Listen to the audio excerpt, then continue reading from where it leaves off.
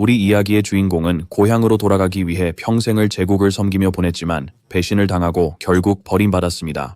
그러나 유물 덕분에 그는 귀족 가문의 아기로 다시 태어났어요. 그는 이 기회를 복수에 쓰기로 결심했어요. 자신의 지식과 강령술사로서 얻은 새 힘을 사용해 그는 가문의 천재가 되었고 그의 여정을 시작했어요. 사건은 2045년 지구에서 시작되고 혼란스러운 전투 속 군인들과 괴물들이 싸웁니다. 한 군인이 괴물의 공격을 받아 전투 중 부상을 입고 가슴에 치명적 상처를 입습니다. 거대한 무시무시한 괴물이 남은 병사들 위로 엄습합니다. 쓰러진 병사는 무력하게 위를 쳐다보며 이것이 끝인가 생각합니다. 괴물이 그를 공격하기 전에 우리의 영웅 한성이 나타나 마지막 순간에 전사를 구하고 그의 검으로 맹렬히 싸웁니다. 거대한 괴물이 한성에게 동시에 여러 차례의 공격을 가합니다. 한성은 괴물의 연속적인 공격을 능숙하게 피하는 모습을 보여줍니다.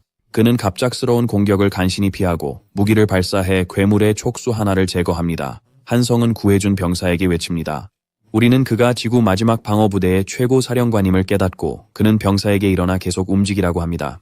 병사는 명령을 듣고 일어나 소총을 사용해 전투로 돌아갑니다. 장면은 끝없이 몰려오는 괴물들을 보여주며 인간과 괴물 사이의 수십 년간의 전쟁을 나타냅니다.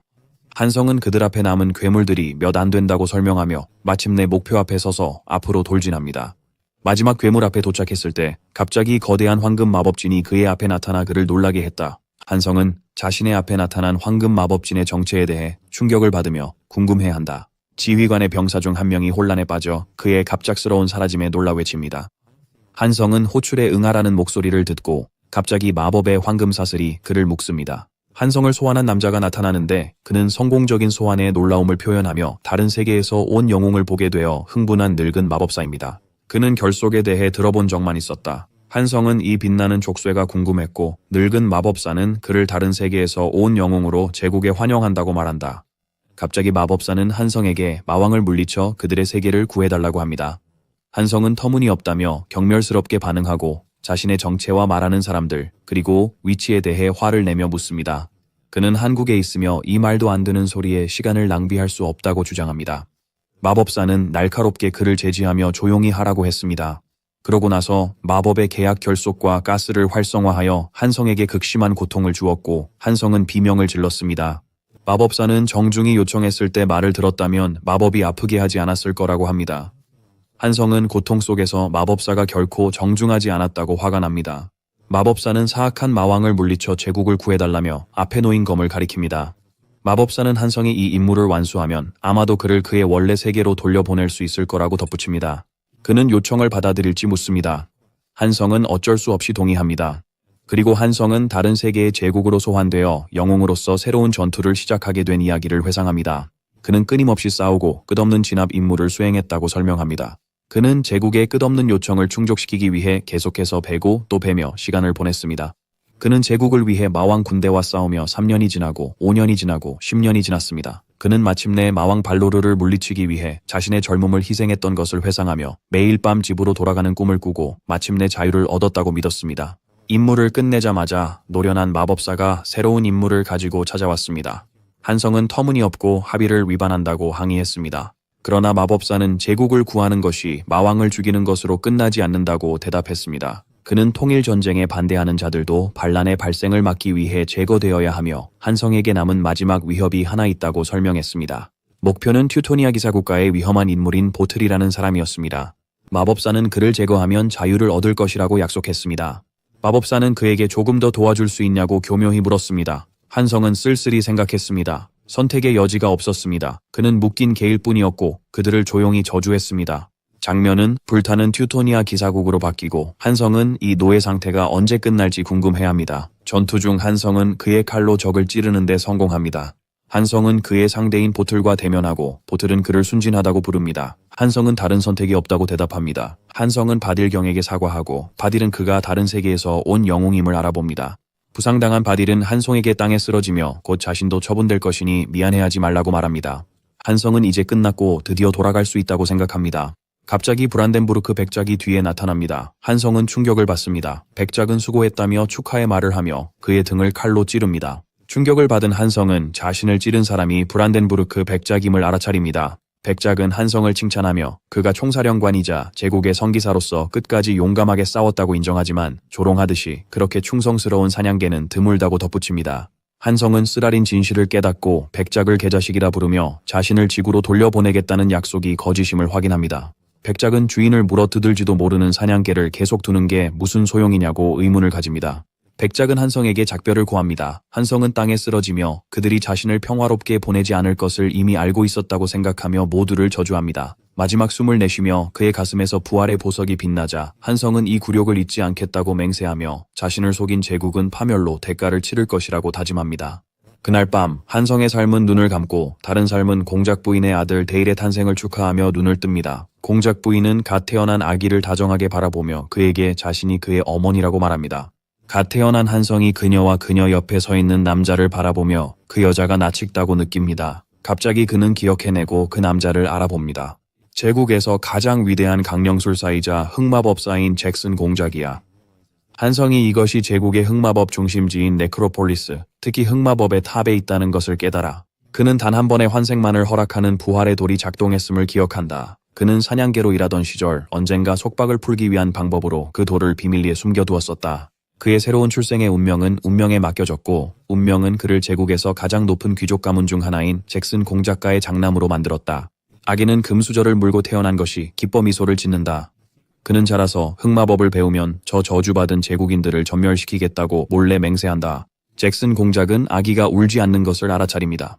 걱정된 공작 부인은 간호사에게 아기를 자세히 확인해달라고 부탁하고 간호사는 이상하다고 하며 아기의 호흡이 명확하다고 말합니다. 아기 데일은 당연히 울지 않을 거라고 생각합니다. 몇 살인지 궁금해할 때 간호사는 공작 부인에게 그의 호흡이 안정적이라며 안심시킵니다. 걱정할 필요 없어요. 하지만 공작은 조용한 아기가 불길한 징조인지 걱정합니다. 간호사는 걱정 말라고 하지만 정말 아기가 울지 않으면 울 때까지 아기를 때리라고 덧붙입니다. 간호사가 아기를 때리기 시작하자 아기는 충격을 받습니다. 아기 데일은 매번 맞을 때마다 화난 듯한 소리를 냅니다. 공작은 그가 고집센 아이라고 말하고 공작 부인은 그가 고집을 물려받았을 것이라고 덧붙입니다. 공작 부인은 미소 지으며 아기를 달라고 하고 데일은 속으로 화가 나서 그들이 바보라고 생각하며 아들은 괜찮다고 마음속으로 말합니다. 공작 부인은 아기 데일을 때리려다 멈추고 데일은 충격받아 화가 나서 젠장이라고 생각합니다. 대신 어머니는 그를 부드럽게 안아주고 따뜻한 손이 그의 작은 뺨을 만지자 한성은 갑자기 무언가를 기억해냅니다. 그는 전에 혼자 앉아있던 장면에서 따뜻함이 어떤 느낌인지 잊고 있었는데 젊은 귀족 어머니의 부드러운 손길과 애정을 느끼며 그 따뜻함을 다시 느낀다. 이전 생에서 한 번도 눈물을 흘리지 않았고 감정이 없던 한성이 그저 크게 울 수밖에 없다. 데일이 태어난 지 8년이 지났다. 공작과 그의 아내는 방에서 대화를 나누며 공작은 시간이 빠르게 지나간다고 말하고 아내도 동의한다. 공작 부인은 데일이 아직 서재에 있는지 묻고 4살 때부터 책에 파묻혀 있었다고 말합니다. 공작은 그가 그녀를 닮았다고 농담합니다. 공작은 진지하게 데일이 마법에 관심 있어 보인다고 말하고 공작 부인은 그가 한 약속을 상기시킵니다. 공작은 도서관에서 책을 읽고 있는 데일에게 강령술을 가르치지 않겠다고 한 약속을 기억한다고 합니다. 공작 부인은 그가 기억하고 있다는 걸 확인하고 공작은 그녀를 안심시킵니다. 공작은 걱정 말라며 내일 데일의 생일 선물에 대해 이야기합니다. 대화는 문 두드리는 소리에 멈추고 그는 이 시간에 누가 왔는지 궁금해합니다. 하녀가 방으로 뛰어들어와 공작을 부르며 서재에서 어린 마스터 데일에게 무슨 일이 일어나고 있다고 당황하며 말합니다. 공작과 공작 부인은 놀라서 서재로 달려가 데일을 부르며 괜찮은지 묻습니다. 그들은 데일이 바닥에 무릎 꿇고 푸른 만화 오래 둘러싸인 것을 봅니다. 그는 부모님을 부르고 부모님은 놀라서 그의 이름을 외칩니다. 공작 부인은 데일을 안으려 서둘러 다가가며 걱정스럽게 다친 건 아닌지 무슨 일 있었는지 묻습니다. 데일은 괜찮다고 안심시킵니다. 공작은 생각에 잠기며 공기 중 만화를 느낄 수 있다고 말합니다. 그는 막 8살이 된 데일이 벌써 이런 일을 할 수 있다는 것에 놀라움을 느낀다. 그리고 아들을 부른다. 공작은 진지하게 아들에게 몸에서 만화를 방출한 것이 너냐고 묻는다. 데일은 자신의 실수를 깨닫고 당황스러워하며 사람들이 이상하게 볼까 걱정스럽습니다. 그는 이렇게 빨리 만화를 방출할 줄은 몰랐고 신속하게 대답하지 않으면 정체를 의심받을까 불안해합니다. 공작은 미소 지으며 데일의 머리를 쓰다듬고 말합니다. 이게 내 아들이지. 공작은 강령술을 가르칠 수 없어 아쉽다고 덧붙입니다. 데일은 충격을 받고 아버지에게 강령술을 배울 수 없다는 것에 놀라며 복수에 대해 불안해합니다. 공작 부인은 데일에게 방으로 돌아가라고 요청하며 하인들이 어지러진 것을 치울 것이라고 안심시킵니다. 데일이 떠나자 공작은 아내 엘레나를 불러 미소를 지으며 그에게 적합한 선물을 방금 생각해냈다고 말합니다. 이후 데일의 생일 연회에 검은 공작 지역의 모든 귀족들이 모였습니다. 손님들은 젊은 영주가 언제 나타날지 궁금해합니다. 연회장 2층에서 데일은 혼자 앉아 소음의 지루함을 느낀다. 파티가 늦어지고 있다고 생각하며 이렇게 많은 사람들이 자신의 생일을 축하하기 위해 모이는 것이 얼마나 피곤한 일인지 생각한다. 그는 영웅으로서의 시절에 좋지 않은 대우에 익숙해져 있었기 때문에 젊은 주인으로 대우받는 것이 여전히 어색하게 느껴진다고 생각한다. 그는 파티보다는 며칠 전 부셔버린 책상에 대한 걱정에 사로잡혀 있다. 영웅이었던 과거를 생각하는 것만으로도 만화가 완전히 통제불능 상태가 되었던 것을 기억하며 누가 그에게 영웅의 전기를 남겼는지 궁금해하고 있다. 그는 현재 몸이 너무 재능이 뛰어나 강령술을 포기할 수 없다고 결심한다. 아버지가 선물에 대해 언급한 것을 기억하며 어떻게 설득할지 궁금해한다. 그는 선물로 강령술을 배우고 싶다고 말할까 고민했지만 부모님의 시선 때문에 불가능하다는 걸 깨닫고 그 생각을 접었다. 절망에 빠져 있을 때 그의 어머니 엘레나 공작 부인이 도착해 충분히 기다렸다고 말한다. 데일은 어머니께 인사드리고 어머니는 그의 10번째 생일을 축하합니다. 그는 어머니 뒤에 있는 사람을 보고 누구냐고 묻습니다. 어머니는 가서 인사하라고 격려합니다.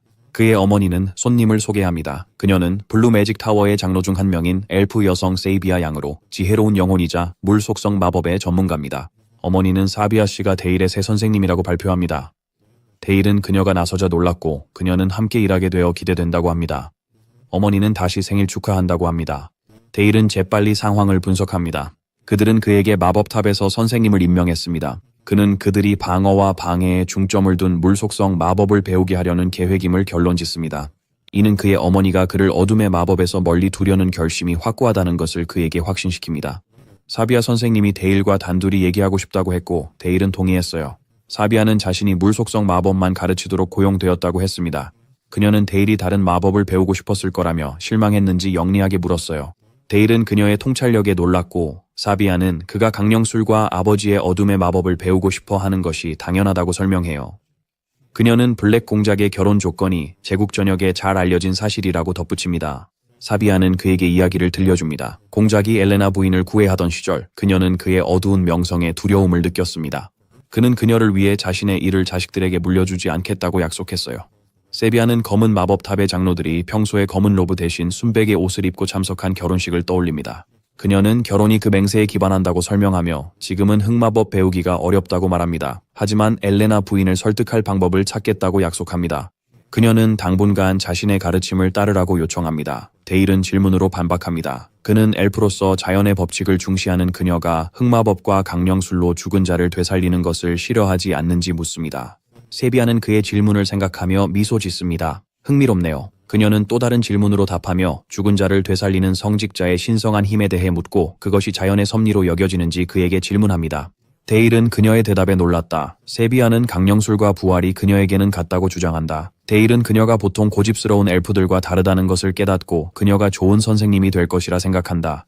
세비아는 수업을 시작하자고 합니다. 그녀는 그가 며칠 전에 만화 서클 조각을 만들었다는 이야기를 들었고 첫 목표는 그 조각을 확장해 첫 서클을 만드는 것이라고 합니다. 데일은 그 생각을 반깁니다. 그가 읽은 모든 마법 책들은 첫 서클을 요구하며 이는 형성할 좋은 기회입니다. 세비아는 그에게 가슴에 손을 얹고 집중하라고 합니다. 그가 집중하기 시작하자 세비아는 이 세계는 지구와 달리 만화로 가득 차 있다고 설명합니다. 그러나 고대의 존재인 용과 같은 존재가 아니라면 가공되지 않은 원시 만화를 다루는 것은 불가능하다고 덧붙입니다. 이런 이유로 원시 만화를 걸러내고 처리하려면 심장의 만화 서클이 필요합니다. 그녀는 과정을 설명하며 첫 수업을 마칩니다. 그는 심장 주위에 흩어진 만화 서클 조각들을 모아 조립한 후 완성된 서클이 심장을 중심으로 일정하게 회전하도록 만들어야 합니다. 데일은 스승 세비아의 설명을 이해합니다. 그 원이 심장에 새겨진 만화 흐름의 경로임을 깨닫고 세비아는 그에게 천천히 심장 주위로 만화를 회전시키는 연습을 시작하라고 합니다. 사비아는 보통 한 달 걸린다고 하며 서두르지 말라고 조언하지만 데일이 말을 끊습니다. 데일은 주저하며 성공한 것 같다고 하자 사비아는 놀라서 그를 봅니다. 세비아는 막 훈련을 시작한 아이가 몇 분 만에 완전한 원을 만들 수 있는지 놀라워하며 궁금해합니다. 그녀는 이것이 하늘이 내린 재능을 가진 아이에게만 가능한 일임을 깨닫습니다. 세비아는 데일에게 그가 만든 원으로 마력을 방출해보라고 합니다. 데일은 동의하고 세비아는 일반적인 아이는 원으로 만화를 밀어내는 것도 어렵다고 생각합니다. 한성의 의식을 가진 데일은 이 정도 수준으로는 제국에 복수하거나 잭슨 공작과 맞설 수 없다고 생각합니다. 그는 전생에서 몸에 새겨진 인장 덕분에 치명적인 전투 마법을 사용했던 것을 기억합니다. 하지만 이번에는 다릅니다. 그는 흑마탑 주인의 재능을 물려받은 자신의 새로운 몸이 자연스럽게 만화를 받아들인다는 것을 깨닫습니다. 그는 아마도 물속성 마법 외에 다른 종류의 마법도 배울 수 있을 것이라고 생각합니다. 데일은 자신의 몸 안으로 끌어들인 만화를 손끝으로 집중시키며 제국을 목조를 가장 치명적인 파편을 상상하며 그것을 만들어내는 데 성공합니다. 세비야는 그가 마법의 힘을 결정화해 거의 완벽한 얼음 화살을 만든 것을 보고 놀랍니다. 그녀는 보통 마법의 형태가 응축되고 방출될 때 붕괴된다고 설명합니다. 세비야는 그가 형태에 집중했기 때문에 주문이 파괴력이 부족할 수도 있다고 가정합니다. 데일은 주문을 시전합니다. 얼음 화살이 나무에 맞아 엄청난 힘으로 폭발합니다. 나무가 산산조각 나자 사비야는 충격을 받았습니다. 사비야는 얼음이 나무를 뚫을 만큼 날카롭고 단단하다는 것을 깨닫고 8살 아이가 이런 정밀함을 가질 수 없다고 확신합니다. 데일은 순진하게 미소를 지으며 돌아서고 사비야는 이 아이의 진실에 충격을 받습니다. 사비야는 그 장면을 놀라움 속에서 봅니다. 그녀는 그가 만화를 움직일 거라 생각했지만 그는 마법력을 방출해 얼음 원소와 결합시켰습니다. 비록 기본적인 주문이었지만 그는 주변의 추위를 활용해 강화하며 놀라운 기술로 실행했어요. 데일은 순진하게 실수했는지 물어봅니다. 세비야는 그가 사용한 마법 공식의 복잡성이 매우 고급스러워 순진한 아이가 만들 수 있는 것이 아니라고 생각합니다. 무의식적으로 그녀는 그가 군사 마법의 황금 비율로 알려진 회전, 가속, 압축을 사용했다는 것을 깨닫습니다. 그녀는 그가 무의식적으로 완벽한 학살 마법을 시전한 것이 충격적이라고 결론지었어요. 데일이 다시 부르자 그녀는 별거 아니라고 답합니다. 사비야는 드디어 공작, 즉 흑마법사가 왜 그렇게 안타까워했는지 이해하게 되었다고 생각합니다. 이후 장면에서 세비야는 공작에게 보고합니다. 그는 놀라며 왜 그녀가 데일을 가르칠 수 없다고 말하는지 묻습니다. 공작은 그 아이가 몇 분 만에 첫 번째 서클에 도달했다면 그것이야말로 그를 가르쳐야 할 이유라고 주장합니다. 세비야는 데일이 첫 번째 서클을 완성하자마자 완벽한 학살 주문을 실행했다고 말합니다. 공작은 이 말을 듣고 놀랍니다. 세비야는 8살, 아이가 황금 비율로 알려진 완벽한 군사 공식을 포함한 주문을 만들었다는 것을 믿기 어렵다고 합니다.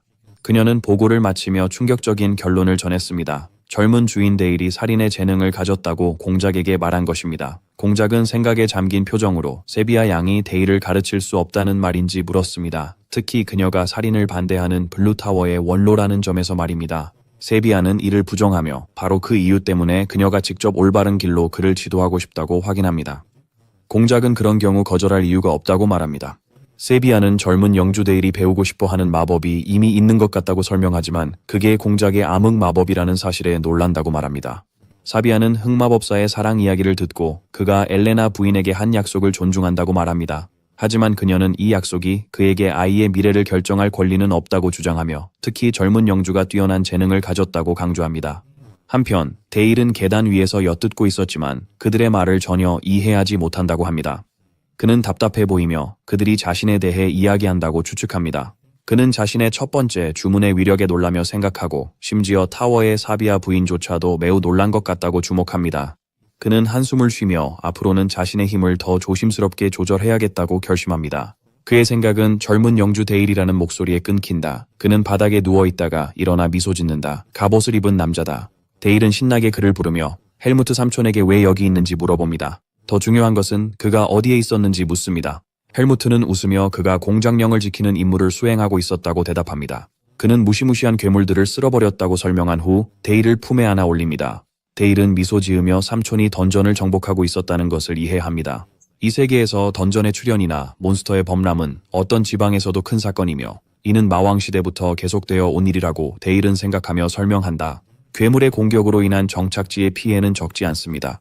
따라서 지방 기사들의 주요 임무는 이전 마왕의 땅에서 아직 정복되지 않은 던전을 정복하거나 던전의 균열로 인해 넘쳐나는 괴물들을 제거하는 것입니다. 데일은 작센 공국의 상황이 여러 배로 악화되었으며 그 이유는 전생의 한성 때문이라고 설명합니다. 데일은 전생에 마왕을 물리친 이후 작센 공작이 마왕의 땅에 있는 몬스터들을 정복하고 그 땅을 제국의 영토로 만드는 임무를 받았다고 설명합니다. 그는 이를 전문 용어로 남에게 굳은 일을 떠넘긴다고 합니다. 현재로 돌아와서 데일은 헬무트 아저씨에게 다치지 말라고 부탁합니다. 헬무트 아저씨는 젊은 주군의 걱정에 감동합니다. 그때 공작이 도착합니다. 데일은 아버지를 부릅니다. 헬무트는 공작에게 인사하고 공작은 미소로 그의 수고에 감사해요. 엘레나 공작 부인이 와서 왜 다들 모였는지 궁금해합니다. 데일은 어머니가 뭘 원하는지 궁금해합니다. 엘레나는 흥분된 목소리로 데일을 부르며 그가 첫 번째 서클에 도달했다는 소식을 듣고 대단하다고 칭찬하며 그를 챙깁니다. 공작도 미소를 지으며 데일을 축하하고 원하는 것이 있으면 즉시 아버지에게 말하라고 합니다. 데일은 망설이며 강령술을 배우고 싶다고 말하는 것이 너무 교활하게 보일지 고민합니다. 그는 나이에 맞는 소원을 생각하려 한다. 그러다 문득 데일은 여동생을 원한다고 말한다. 공작과 공작 부인은 놀라 얼굴을 붉힌다. 공작은 당황하며 노력해 보겠다고 답합니다. 데일은 그들을 응원합니다. 헬무트 대장은 탑 밖에서 웃음을 터뜨리고 한 기사는 데일의 이상한 요청에 웃음을 멈추라고 합니다. 한편 데일은 침대에 누워 자신의 실제 정신 연령에 맞춰 순수한 척하는 것이 얼마나 힘든지 생각한다. 그는 피곤함을 느끼며 이게 마법 때문인지 궁금해한다. 갑자기 강한 고통이 그를 덮칩니다. 데일은 과거 한성으로서의 악몽 속에서 브란덴부르크를 보고 그가 오랜만이라며 인사합니다. 브란덴부르크는 그를 변덕스럽다고 조롱하며 그가 너무 쉽게 부드러워졌다고 비웃습니다. 그는 계속 조롱하며 이제 새로운 삶과 좋은 부모, 집이 생겨서 행복하냐고 묻는다. 그의 등이 따뜻하고 배가 부르니 이제 복수는 신경 안 쓴다는 것을 암시한다.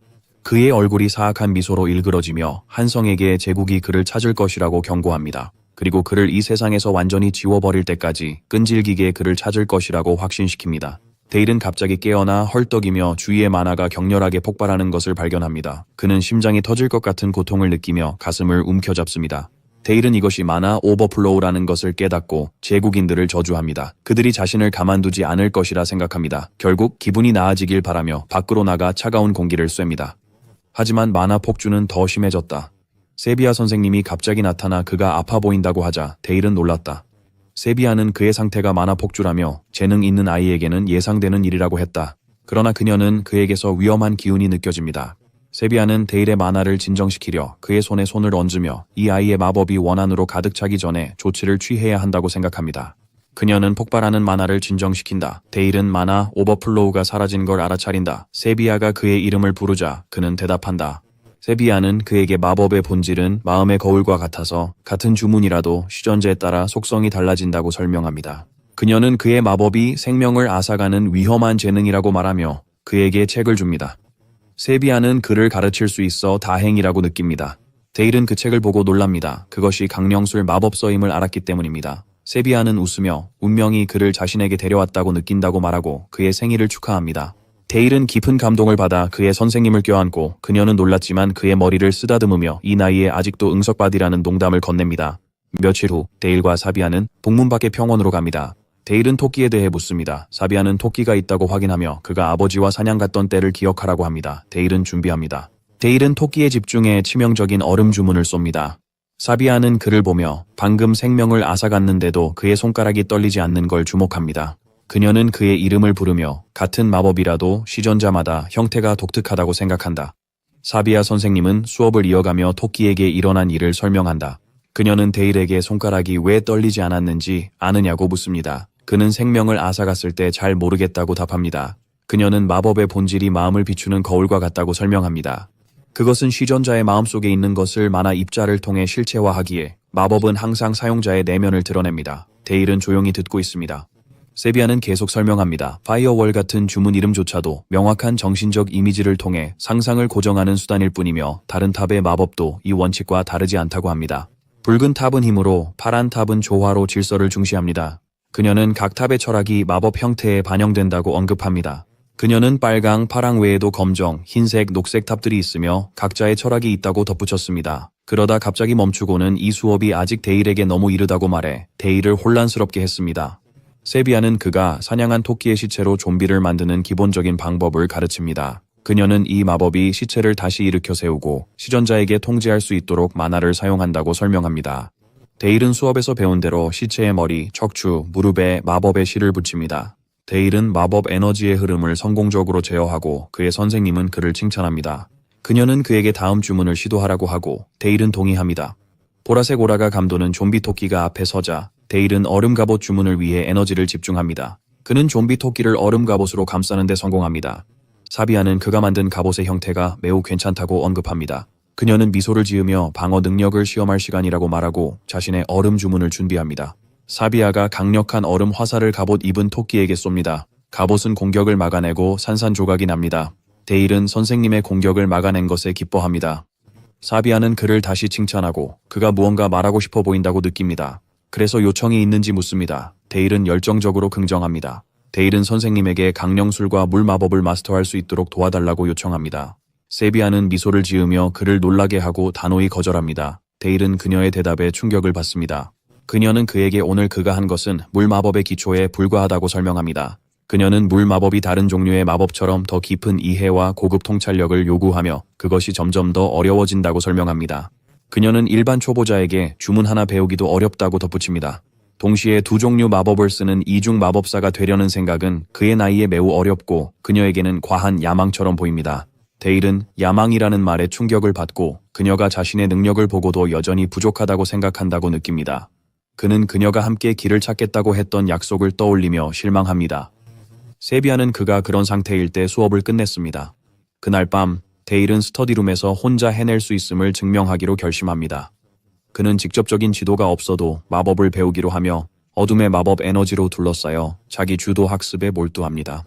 다음날 아침 그의 스승 세비아가 다가와 피곤해 보인다고 합니다. 세비아는 어떻게 지내는지 잠을 설쳤는지 묻고 데일은 무언가 준비하느라 늦게까지 깨어 있었다고 답합니다. 세비아는 그에게 무리하지 말라고 조언하고 데일은 동의합니다.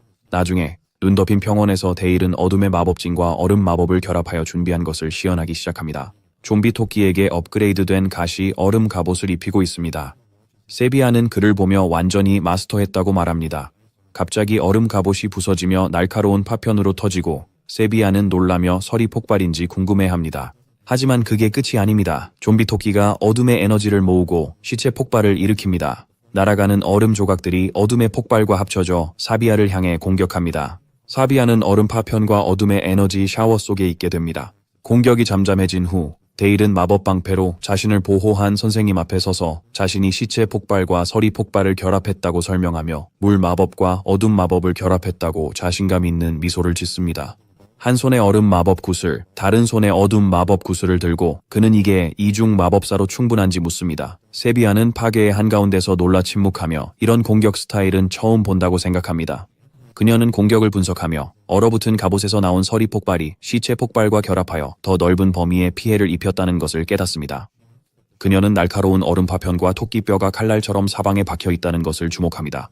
그녀는 이 기술이 마치 평생 전장에서 보낸 사람이 만든 것처럼 살인을 위해 고안된 것이라고 결론지었습니다. 세비아는 이 아이의 내면 세계가 걱정되며 궁금해합니다. 데일은 그녀가 조용한 걸 알아채고 갑자기 몸을 돌려 헬무트 경을 부릅니다. 헬무트 경은 말을 타고 다가와 젊은 영주와 사비아 양에게 손을 흔들며 인사합니다. 데일은 또 다른 던전을 정리하고 돌아왔냐고 묻습니다. 헬무트는 이번엔 작은 몬스터 무리를 토벌했다고 답합니다. 그는 블랙 캐벌리가 약간 어려움을 겪었다고 덧붙입니다. 검은 기병대는 작센 공작의 무적 기사로 알려져 있으며 오라가 씌워진 창으로 전장을 지배합니다. 그들의 지도자는 기사단장 헬무트 경입니다. 또한 그가 대륙의 7검 중 하나임이 드러납니다. 데일은 헬무트에게 나중에 검술을 가르쳐주기로 한 약속을 기억하는지 물으며 그보다 나은 스승은 없다고 주장합니다. 헬무트는 웃으며 언제든 데일을 환영한다고 말합니다. 데일은 곧 다시 보자고 약속합니다. 헬무트는 이를 확인하며 날씨가 춥다며 젊은 군주에게 안으로 들어가라고 하고 안전한 귀가를 기원합니다. 수업 후 세비아 선생님은 탑으로 가자고 하고 데일은 동의합니다. 그날 밤 엘레나 공작 부인과 공작은 세비아 씨를 불러 뭔가를 묻습니다. 세비아는 젊은 영주 데일이 강령술과 물 마법 첫 번째 서클을 모두 마스터했다고 알립니다. 공작은 불쾌한 표정으로 그녀에게 물 마법만 가르치라고 했음을 상기시키고 세비아는 이를 확인합니다. 사비아는 자신을 변호하며 교사로서 아이가 배우고 싶어 하는 것을 가르치고 싶었고 데일의 욕망은 물 마법에 국한되지 않았다고 말합니다.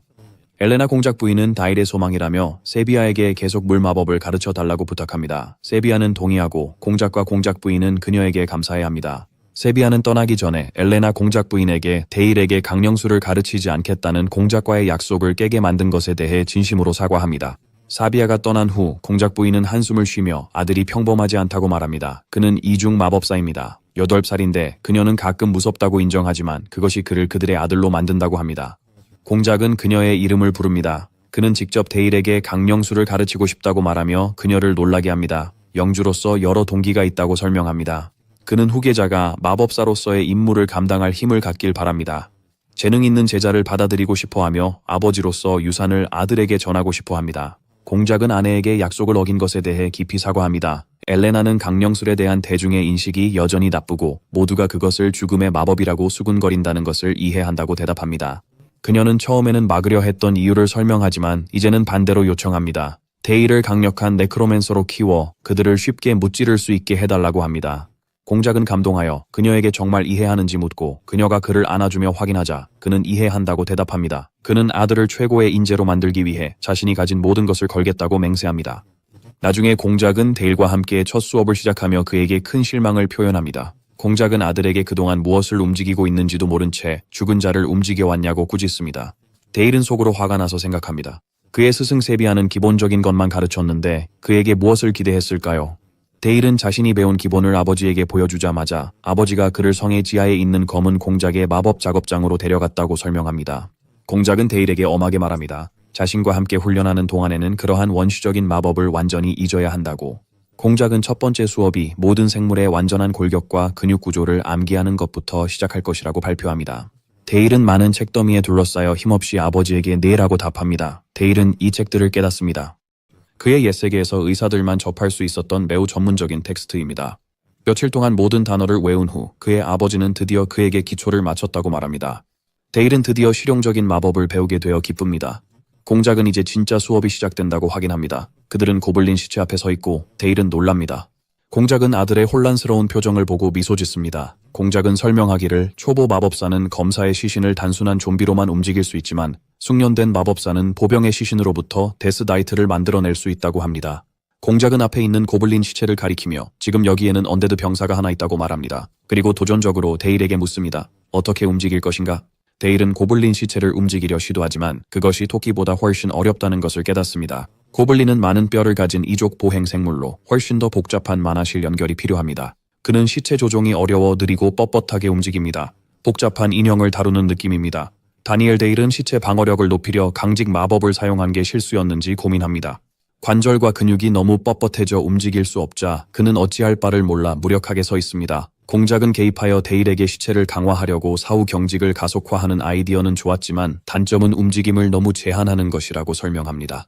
공작은 아들에게 지켜보라고 한 뒤 직접 어둠의 마법 오라로 시체를 조종합니다. 데일은 아버지가 시체를 쉽게 움직이는 걸 보고 충격을 받습니다. 공작은 갈비뼈가 원래 내부 장기를 보호하는 중요한 기능을 가진 기관이라고 설명합니다. 그는 죽은 자들은 내부를 보호할 필요가 없는데 왜 그대로 두는지 의문을 제기합니다. 공작은 즉시 시체의 형태를 바꾸어 갈비뼈를 날카로운 칼날과 돌출된 발톱으로 변형시켰습니다. 공작은 아들에게 눈앞의 생물의 구조를 이해한 후 자신의 목적에 맞게 그 형태를 바꿔야 한다고 설명합니다.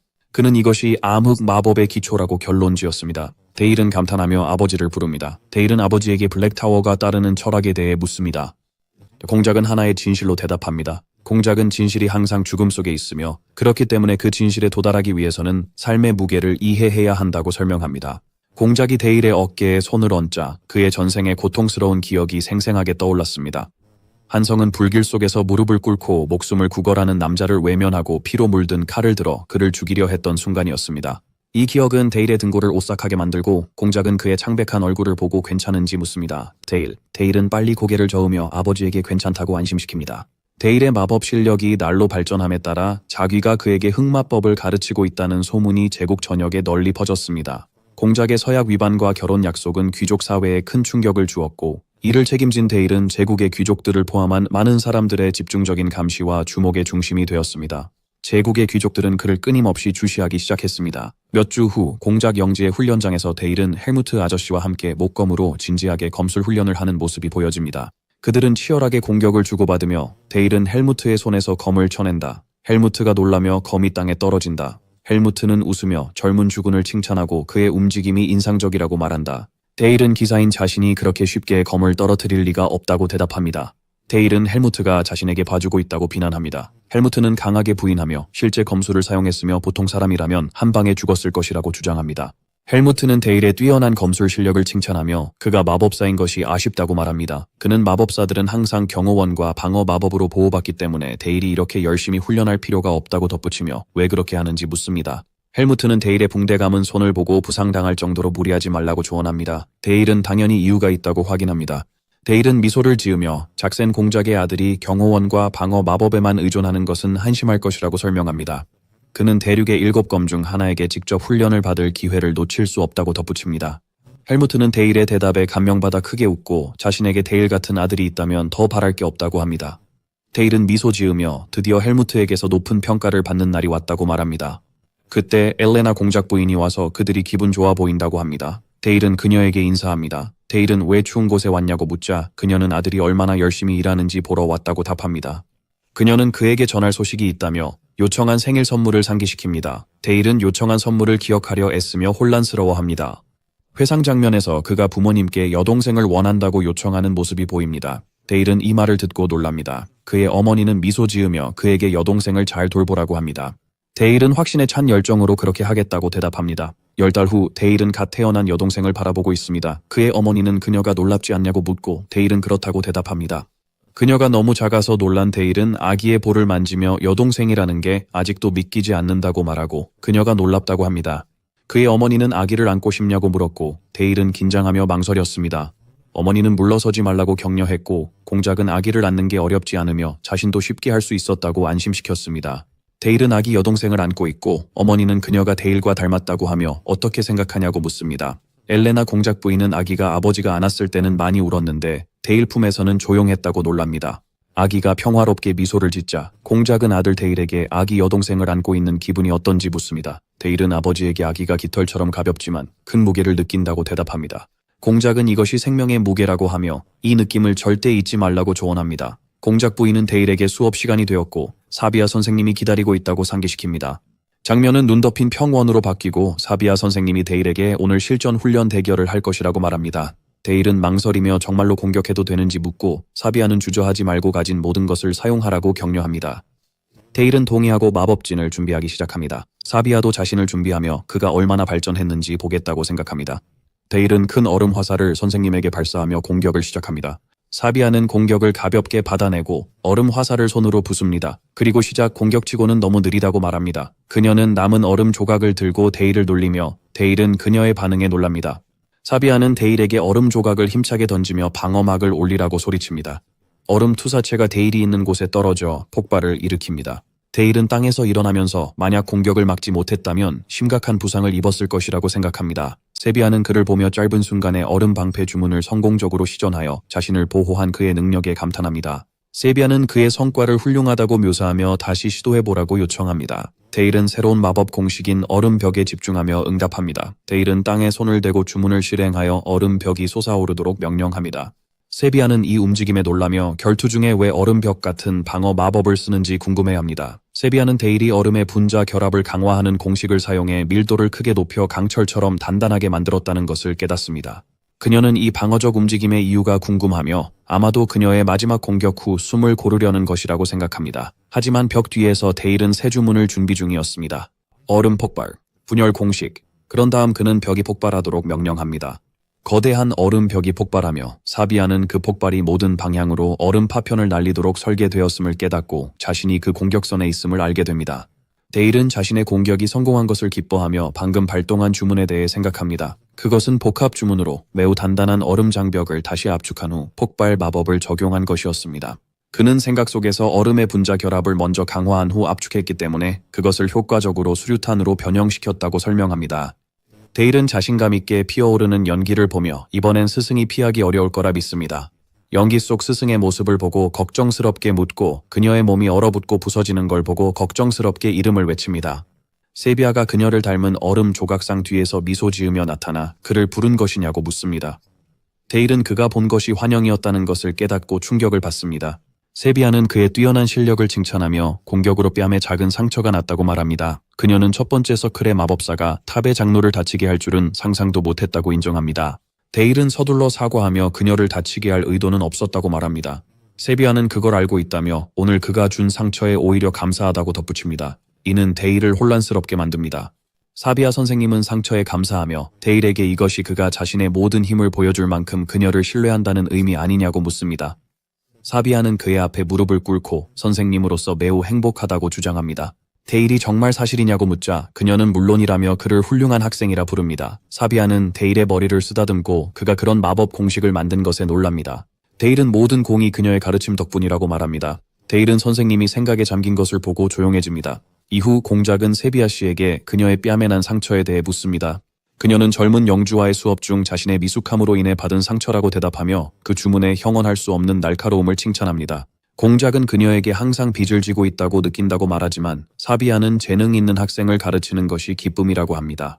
공작은 이 기회를 이용해 그녀에게 또 다른 부탁을 대담하게 합니다. 그녀는 그에게 자유롭게 말하라고 합니다. 공작은 오크 무리가 산맥을 넘어 그들의 영토에 들어왔다는 보고를 받았다고 설명합니다. 비록 작은 기사 부대가 처리할 수 있는 사소한 침입이지만 그는 데이를 이 전투에 참여시키기로 결정했습니다. 그녀는 즉시 젊은 영주가 아직 준비되지 않았다고 반대했습니다.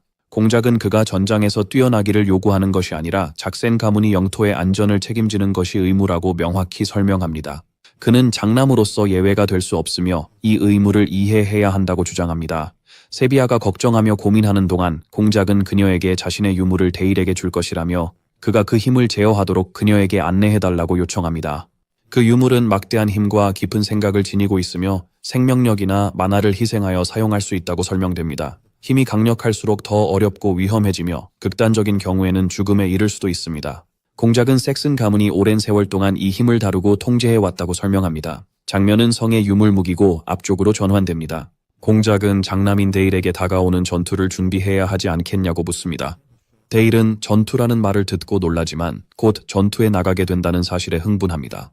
공작은 오크 무리를 물리치기 위한 토벌대에 합류할 것임을 확인합니다. 공작은 무기고 문을 열며 그 전에 섹슨 가문의 어둠의 힘을 통제하는 법을 배워야 한다고 말합니다. 데일은 유물로 가득한 무기고의 감명을 받았고 그의 아버지는 이것들이 그들이 관리하는 마왕의 영역에서 가져온 것이라고 설명합니다. 그는 그것들이 조상 때부터 마왕의 영지를 되찾는 과정에서 얻은 갑오들이며 일반적인 도구와 비교해서는 안 된다고 덧붙입니다. 데일은 유물에서 나오는 마법의 힘을 느낍니다. 공작은 유물이 위험하다며 데일이 제어법을 배우기 전까지는 손대지 말라고 경고합니다. 하지만 공작이 말하는 중에 돌아보니 데일이 사라져 어디 갔는지 궁금해합니다. 데일은 이미 자신에게 맞는 유물을 찾으러 안으로 들어갔습니다. 갑자기 그는 유물 하나에서 들리는 목소리를 듣습니다. 그 목소리는 그의 증오를 감지하고 복수를 원한다고 합니다. 다른 유물들도 그에게 자신들을 선택해 적을 파괴하자고 합니다. 또 다른 유물은 그를 겁쟁이라 부르며 자신을 착용해 적을 찢으라고 요구합니다. 그는 이 어두운 힘의 아티팩트들이 자신의 원한과 공명하는 걸 깨닫지만 마음속으로 모두 거부하며 만족하지 못하고 더 강력한 것이 필요하다고 생각합니다. 그는 갑자기 멈춰 서서 옆에 있는 망토를 발견하고 그것이 얼마나 오래 있었는지 궁금해합니다. 데일은 옆에 나타난 망토를 알아봅니다. 그것이 그림자의 망토라는 것을 깨닫고 즉시 이전 생에서 맞섰던 마왕군 사령관 베르타 공작이 사용했던 고급 유물임을 기억해냅니다. 망토의 능력은 그림자를 만들어내는 것이었고 그것 때문에 싸우기가 매우 어려웠습니다. 그는 흥분하여 즉시 그것을 입기로 결심했지만 하지만 아버지가 마지막 순간에 그의 이름을 외치며 경고합니다. 그는 경고를 무시하고 그것을 입자마자 그의 의식은 어두운 공간으로 이동하고 그 안에서 반복적으로 외치는 소리를 듣게 됩니다. 배고프다. 밖에서 공작은 그 장면을 보며 시작되었다고 말한다. 그는 이 그림자가 평범하지 않다고 생각한다. 과거의 망토 사용자들은 그림자 폭풍을 소환해 그것들을 생명체처럼 움직였습니다. 이 그림자 생물을 사용하려면 사용자가 완전히 제압해야 합니다. 데일은 자신의 의식 속 그림자 생명체와 맞서며 제압이 쉽지 않음을 깨닫습니다. 밖에서는 공작과 사비야 선생님이 데일을 감싸고 있는 거대한 그림자 구체를 불안하게 지켜봅니다. 세비야는 시간이 오래 지났다고 걱정을 표하고 공작은 지연이 계속되면 그가 정신을 잃고 그림자 생물에게 삼켜질 것이라고 경고합니다.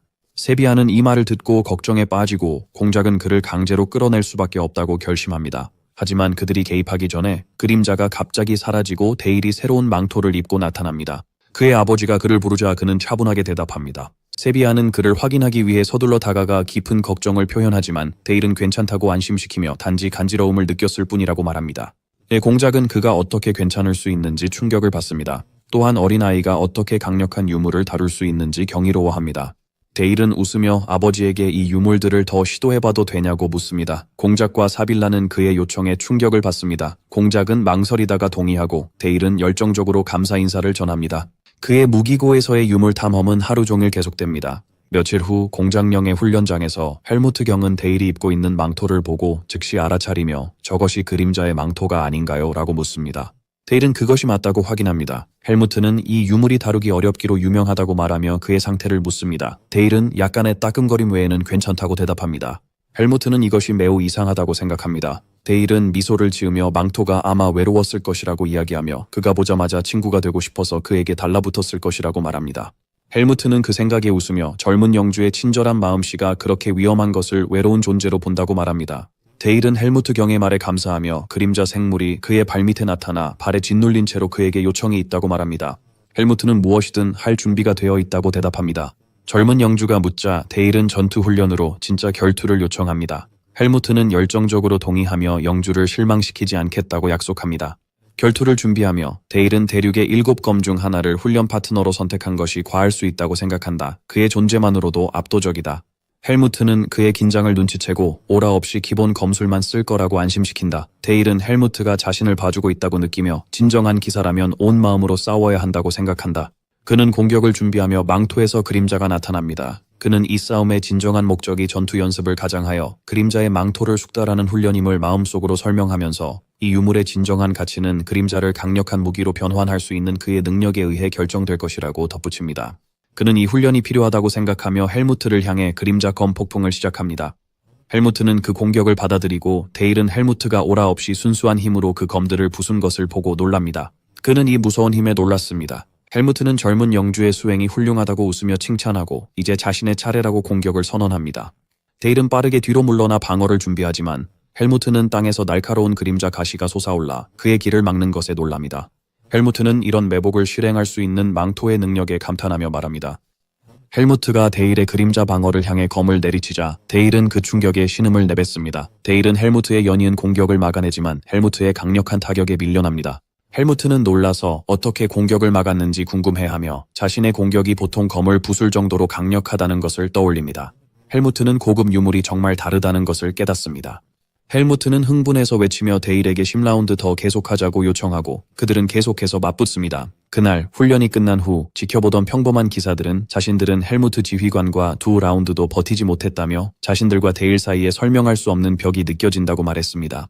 며칠 후 출발하는 날이 되자 엘레나 공작 부인은 여전히 걱정하며 데일에게 그렇게 위험한 곳으로 보낼 수 없다고 말했습니다. 그는 아버지와 헬무트 경이 함께할 것이라고 그녀를 안심시키려 했습니다. 그의 어머니는 그가 다칠 가능성에 대해 계속 걱정하십니다. 그는 어머니에게 진지하게 말하며 자신이 공작 가문의 책임을 질 수 있도록 더 강해져야 한다고 주장합니다. 어느 날 그는 잠든 아기 여동생 리즈를 바라보며 이제 더 많은 경험을 쌓아야 그녀와 아버지, 어머니를 보호할 수 있는 날이 올 것이라고 말했습니다. 그는 어머니에게 자신이 어머니를 지킬 만큼 강해질 수 있게 해달라고 부탁합니다. 엘레나는 그의 말에 감동해 동의하고 작별 인사를 하며 몸조심하라고 당부합니다. 그는 그녀에게 곧 돌아올 것을 약속합니다. 그 새벽에 임시기지에서 헬무트 경은 공작에게 부대가 출발할 준비가 되었다고 알립니다. 공작은 데일에게 자신 대신 출발 명령을 내리라고 요청합니다.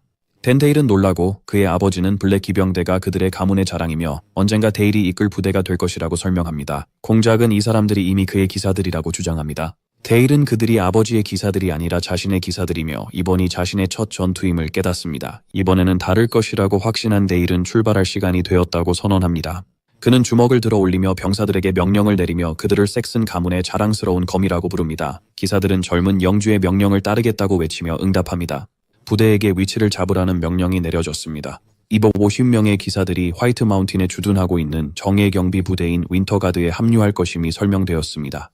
전투 계획이 설명됩니다. 정복해야 할 오크 무리는 약 1000명에 달합니다. 오크들은 추위와 굶주림을 피해 섹슨 강이 상류를 건넜으며 곧 하류로 향할 것입니다. 따라서 공작의 군대가 먼저 하류를 건너 기습 공격을 감행하는 것이 계획입니다. 250명의 병력이 깊은 강을 빠르게 건너는 유일한 방법은 마법의 도움을 받는 것입니다. 사비아 선생님이 앞으로 나서서 모두에게 물러나라고 요청하며 얼음다리를 만들겠다고 발표합니다. 데일은 그녀가 평화와 비폭력을 신조로 삼고 있음에도 불구하고 전투를 도우러 와준 것에 대해 감사의 인사를 전합니다. 사비아는 강에 얼음다리를 만들어 병사들이 건널 수 있다고 합니다. 공작은 그녀에게 감사하며 사비아는 그에게 승리를 기원합니다. 데일은 스승에게 작별 인사를 하고 말을 타고 떠납니다. 그녀는 그가 떠나가는 모습을 미소를 지으며 바라보면서 자신을 이렇게 걱정하게 만드는 학생이 있다는 생각을 합니다. 잠시 후 오크의 임시기지에서 윈터가드 궁수 부대가 매복하여 캠프에 불화살을 퍼붓습니다. 폭발 화살이 오크들에게 쏟아져 혼란과 파괴를 일으킵니다. 불길 속에서 오크 하나가 분노에 찬 비명을 지릅니다. 헬무트 경은 1, 2, 3 기사 대대에게 쐐기형 대형으로 공격하라고 명령합니다. 헬무트는 옆에서 말을 타고 가며 데일에게 의견을 묻습니다. 데일은 상황을 분석하며 말들이 시속 40km로 움직인다고 언급합니다. 그는 기사와 말의 무게가 엄청난 가속력을 제공한다고 덧붙입니다. 그는 3에서 4m 길이의 렌스를 사용하는 전술이 기사들의 강력한 올에 의해 지원되어 오크조차도 그들을 저지할 수 없다는 분석을 마무리합니다. 기사들이 쉽게 오크 대열을 뚫고 나가자 데일은 전투가 일방적이라고 말합니다. 공작은 이에 동의하며 이것이 공작령 기사들의 힘이라고 확인합니다. 헬무트는 젊은 영주에게 방심하지 말라며 이것은 시작일 뿐이라고 합니다. 기사들과 오크들 간의 치열한 전투가 계속됩니다. 헬무트는 매복 공격이 성공했지만 그들을 전멸시키기엔 충분하지 않았다고 설명합니다. 이제 계획은 철수하여 재정비한 후 연속적인 공격으로 그들을 제거하는 것입니다. 철수 신호가 주어지고 부대는 후퇴하기 시작합니다. 기사들이 후퇴하자 오크들은 혼란스러워합니다. 두 오크가 포효하고 하나가 뒤처진 기사를 향해 창을 던집니다. 기사는 팔에 맞고 창은 그의 말의 목을 꿰뚫어 기사가 땅에 떨어지게 됩니다. 데일은 멈춰서 기사를 봅니다. 헬무트는 후퇴의 불운을 냉정히 말합니다. 공작은 기사의 운명이 이미 결정되었다고 생각하며 군대가 한 명을 잃었다고 주목합니다. 데일은 저 기사님이 이미 죽었는지 혼자 의아해했어요. 공작은 사손 가문의 자랑스러운 거미적에게 노출되었다고 덧붙였어요. 데일은 왜 그들이 서서 보고만 있는지 궁금해하며 급히 돌아섭니다. 그는 오크가 부상당한 기사에게 달려가는 것을 보고 말을 타고 경사를 내려가면 너무 늦을 것임을 깨닫습니다. 그는 눈을 감고 집중해요. 이 거리에서 오크의 두꺼운 가죽을 뚫어야 한다고 결심해요. 오크의 가죽이 다른 몬스터보다 단단하다고 생각해 현재의 마법 공식을 수정해야 한다고 판단해요. 그는 계속 집중하면서 자신의 거리에서 오크의 두꺼운 가죽을 뚫어야 한다는 것을 깨닫습니다. 그는 현재의 아이스 볼트 공식에 정밀한 대인 저격이 가능한 총알 공식을 추가하기로 결심합니다. 그는 또한 탄환 공식의 효율성을 높이기 위해 저격 소총 공식을 추가하기로 결정합니다. 그는 손을 뻗어 저격 소총의 특성을 가진 새로운 주문, 수정된 얼음 화살을 시전합니다. 마법의 얼음 발사체가 발사되어 부상당한 기사에게 공격을 가하던 오크의 머리를 즉시 관통합니다. 오크는 쓰러져 죽고 헬무트는 자신의 위치에서 정확도가 높았음을 확인합니다. 먼 거리에도 불구하고 데일은 즉시 말을 타고 언덕 아래로 내려갑니다. 헬무트 경은 놀라서 그에게 어디로 가는지 묻습니다. 잭슨 공작은 그를 멈추고 그냥 두라고 합니다. 헬무트는 놀랍니다. 공작은 미소를 지으며 어린 나이에 독창적인 공식을 만들어내고 그 공식이 치명적인 힘을 지닌다는 것은 데일의 내면 세계가 이미 완성되었을지도 모른다고 생각합니다.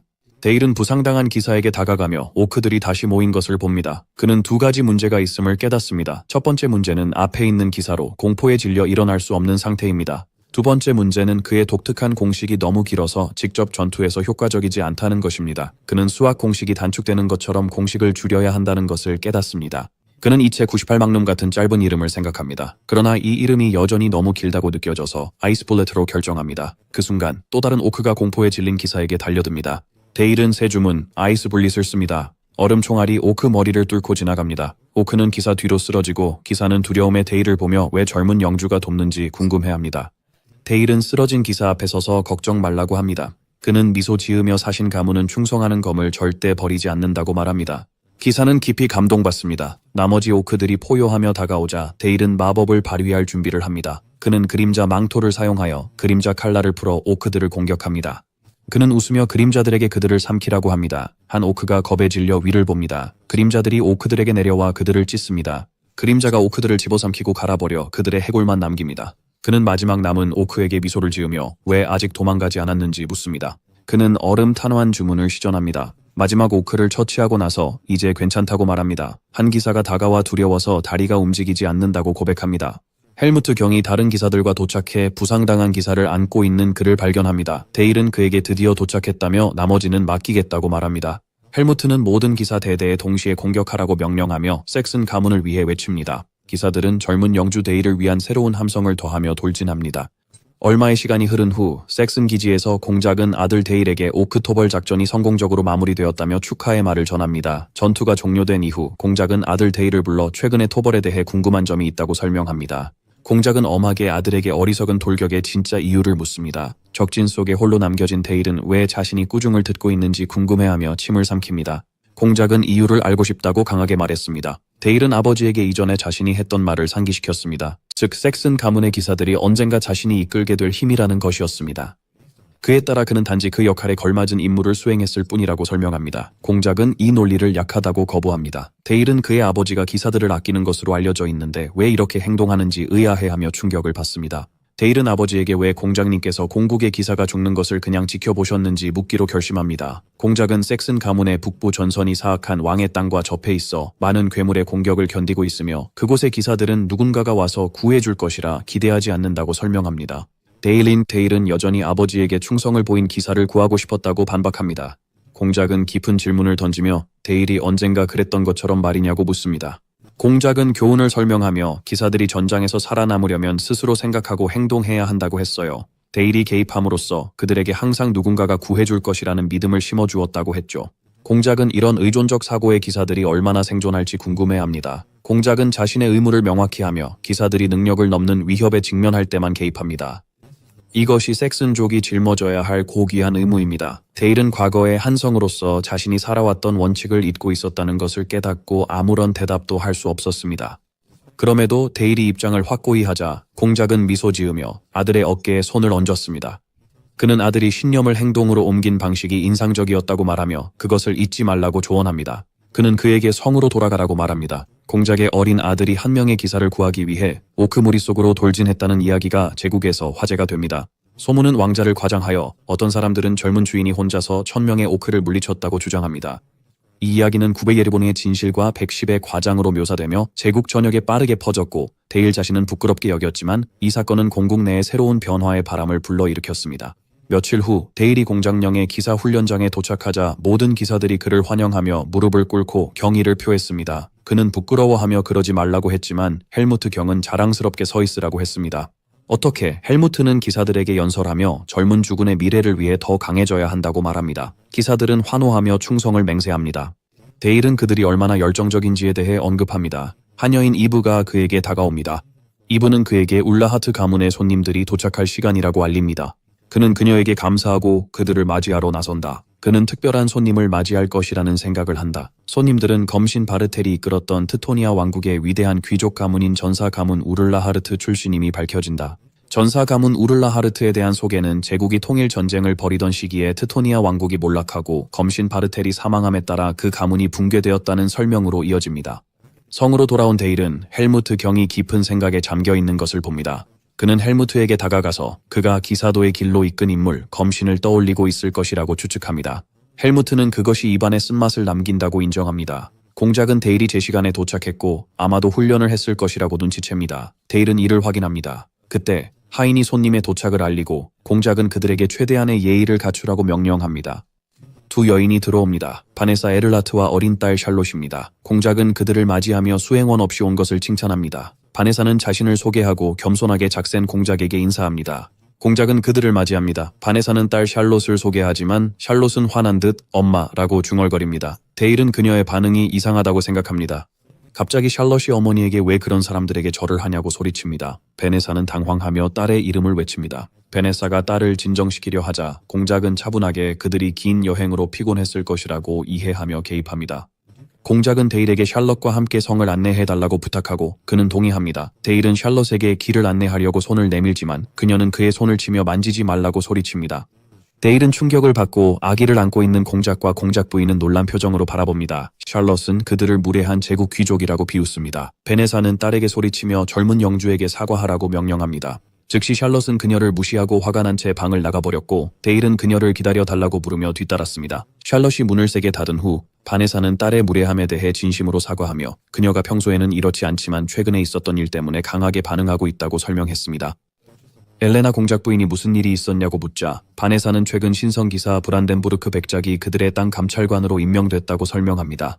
그녀는 브란덴부르크 백작이 성검사로서의 명성뿐 아니라 돼지왕이라는 별명으로도 잘 알려져 있다고 덧붙입니다. 그는 뛰어난 후계자를 얻는 데 집착하여 재능 있는 검객을 탐내고 강제로 접근한다고 합니다. 그녀는 그가 소녀가 성인이 아니어도 그렇게 한다고 덧붙였습니다. 그녀는 그가 딸에게 손을 대기 전에 간신히 도망쳤지만 그 기억을 지우는 것은 불가능하다고 밝혔습니다. 그녀는 딸을 지키려 하지만 몰락한 귀족으로서 힘이 부족하다고 합니다. 그녀는 브란덴부르크가 딸에게 다시 손대지 못하게 샤를로트를 작센 가문의 하녀로 받아달라고 공작에게 간청합니다. 한편 데일은 훈련장에서 샬롯을 보고 왜 왔는지 궁금해하며 그녀의 혈관에 기사들의 피가 흐른다고 생각합니다. 그는 그녀에게 어디로 가는지 아냐고 묻고 그녀는 모른다고 답해요. 그녀는 자신이 때린 그의 손이 괜찮은지 물어본다. 그는 괜찮다고 대답하며 걱정하지 말라고 한다. 샬롯은 안심한다. 데일은 그녀가 전에 울었던 것을 알아차리고 그녀가 그 일을 여전히 생각하고 있으며 겉으로는 강해 보여도 여전히 어린아이 같다고 결론지었다.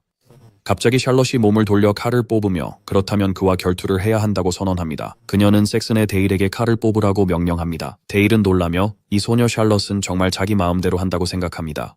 샬럿은 그에게 결투를 요청합니다. 데일이 이유를 묻자 그녀는 여러 소문을 들었다고 답합니다. 샬럿은 그가 혼자 1000명의 오크를 물리치고 쓰러진 기사를 구한 대단한 사람이라는 소문을 들었다고 설명합니다.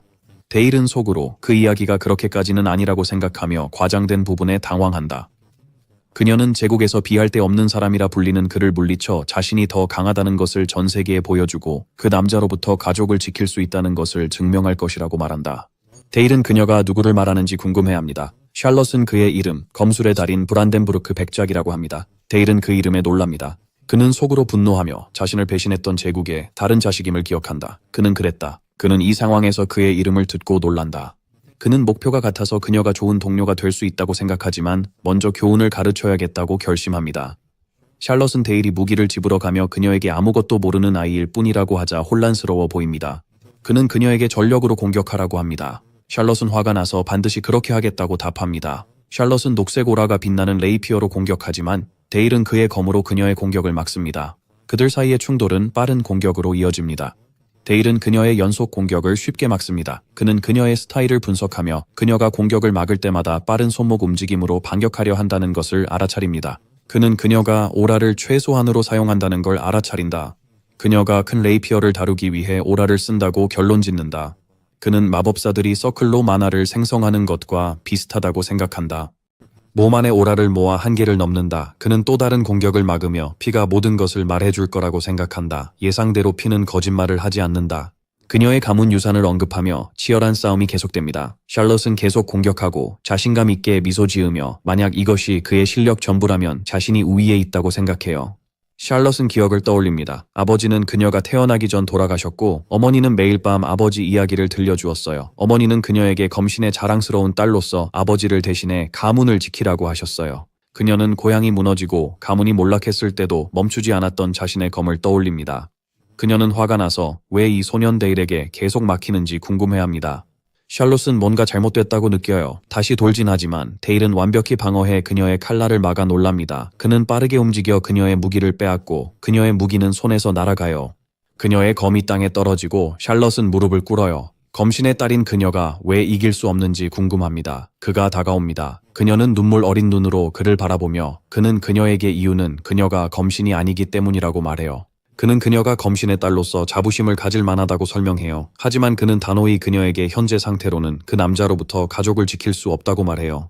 그는 검성 브란덴부르크의 검이 지금 상태에서도 데일의 것보다 훨씬 강하다고 그녀에게 말해요. 샬럿은 울음을 터뜨려요. 이 현실을 듣고 샬럿은 여전히 상심한 채로 자신이 무엇을 해야 할지 묻습니다. 데일은 그녀 앞에 서서 자신이 자기 가문의 이름을 걸고 우를라하트 가문의 수호자가 될 것이라고 선언합니다. 샬럿은 이 말을 듣고 충격을 받습니다. 그는 그녀가 브란덴부르크라는 남자를 이길 정도로 강해질 때까지 자신과 섹슨 가문이 그녀의 방패가 될 것이라고 제안을 계속 설명해요. 샬럿이 이유를 묻자 그는 그녀의 검과 재능이 같이 있다고 답해요. 그리고 그녀에게 자신과 섹슨 가문을 위해 검이 되어달라고 맹세해달라고 요청합니다. 샬럿은 미소를 지으며 제안을 거절할 수 없다고 해요. 그녀는 경건하게 무릎을 꿇고 샬럿 에를리아트의 이름으로 기사로서의 명예를 걸고 맹세합니다. 비록 이것이 두 아이 사이의 단순한 약속처럼 보일지라도 그 안에 담긴 결의는 맹세라 불릴 만한 가치가 있었다고 내레이션은 언급한다. 그날 오후 자기 사무실에서 데일은 아버지에게 에를리하트 가문의 바네사의 요청에 의거하여 샬럿 양이 공작 가문의 시녀로 임명되었다고 알립니다. 공작은 샬럿이 바로 동의한 게 의외라고 하며 무슨 일이 있었는지 물어봅니다. 데일은 섹슨 가문의 이름으로 얼라하트 가문을 지키겠다고 약속했다고 답합니다. 공작은 아들에게 그녀의 상황이 안타까워 가문의 이름을 썼냐고 묻지만 데일은 부인합니다. 공작은 데일에게 무엇을 얻으려는지 묻습니다. 데일은 샬럿이 검신의 유일한 후손이며 그녀의 재능이 기대했던 대로 뛰어나다고 설명합니다. 그는 샬럿 양에게서 충성의 서약을 얻었으며 그가 얻고자 하는 것은 작가 가문의 이익을 위해 사용할 검신 한 명이라고 밝힙니다. 공작은 미소를 지으며 데일의 계획을 칭찬합니다. 데일은 교활한 미소를 지으며 생각합니다. 검신의 유일한 후계자가 여기 있으니 저 브란덴부르크 놈에게 좋은 타격이 될 것이다. 장면은 튜토니아의 옛 수도 말보르크로 이동합니다. 브란덴부르크 백작이 분노에 차 가구를 부수며 소리를 지릅니다. 그는 어떻게 그들이 먼저 움직일 수 있었는지 화를 내며 궁금해하고 그의 부하 중 한 명이 사과합니다. 그는 그들을 꾸짖으며 멍청한 바보들이라고 부르고 어떻게 작은 아이 하나를 잡지 못했는지 의아해합니다. 부하가 암살자들을 보냈지만 그들이 작센 땅에 도달하기 전에 죽임을 당한 것 같다고 설명합니다. 그들은 샬롯 에를리하르트가 그들을 처치했다고 추측합니다. 브란덴부르크는 그들을 쓸모없는 바보들이라고 부르며 그의 성검 듀렌달로 갑니다. 그는 지난 날들을 회상합니다.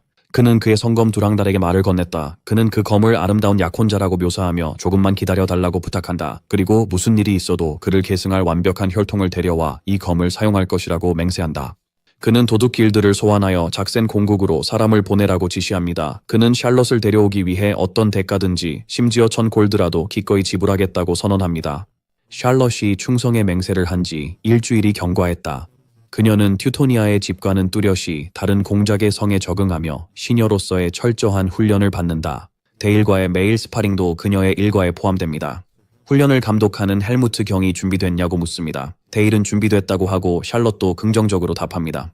헬무트가 미소 지으며 결투 시작을 알립니다. 그들은 바로 충돌합니다. 훈련 결투는 빠른 타격 교환으로 이어집니다. 데일과 샬라웃의 결투가 계속되자 헬무트 경은 그들을 보며 속으로 생각합니다. 헬무트는 정말 이게 아이들 간의 결투인지 의문을 가집니다.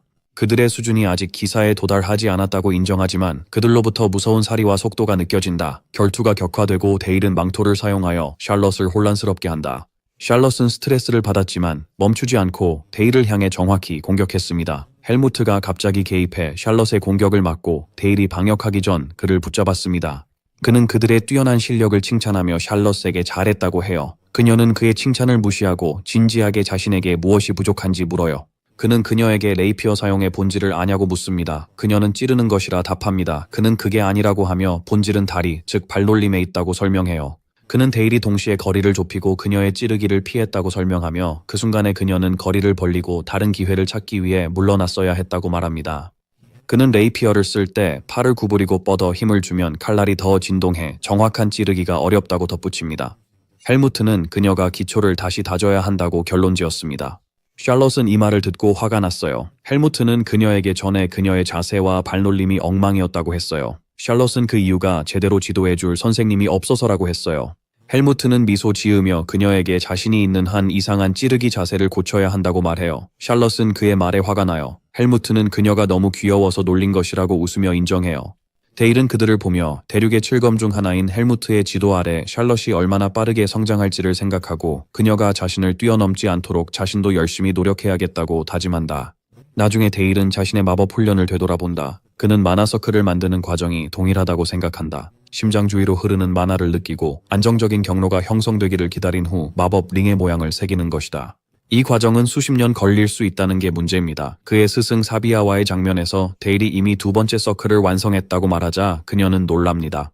그는 이 세계에서 마나 회전 속도가 RPM으로 측정된다고 생각 속에서 설명합니다. 보통 첫 번째 서클 마법사들은 300rpm의 속도를 가집니다. 그는 자신의 현재 속도가 첫 번째 서클에서는 2000rpm이고 두 번째 서클에서는 약 400rpm이라고 밝힙니다.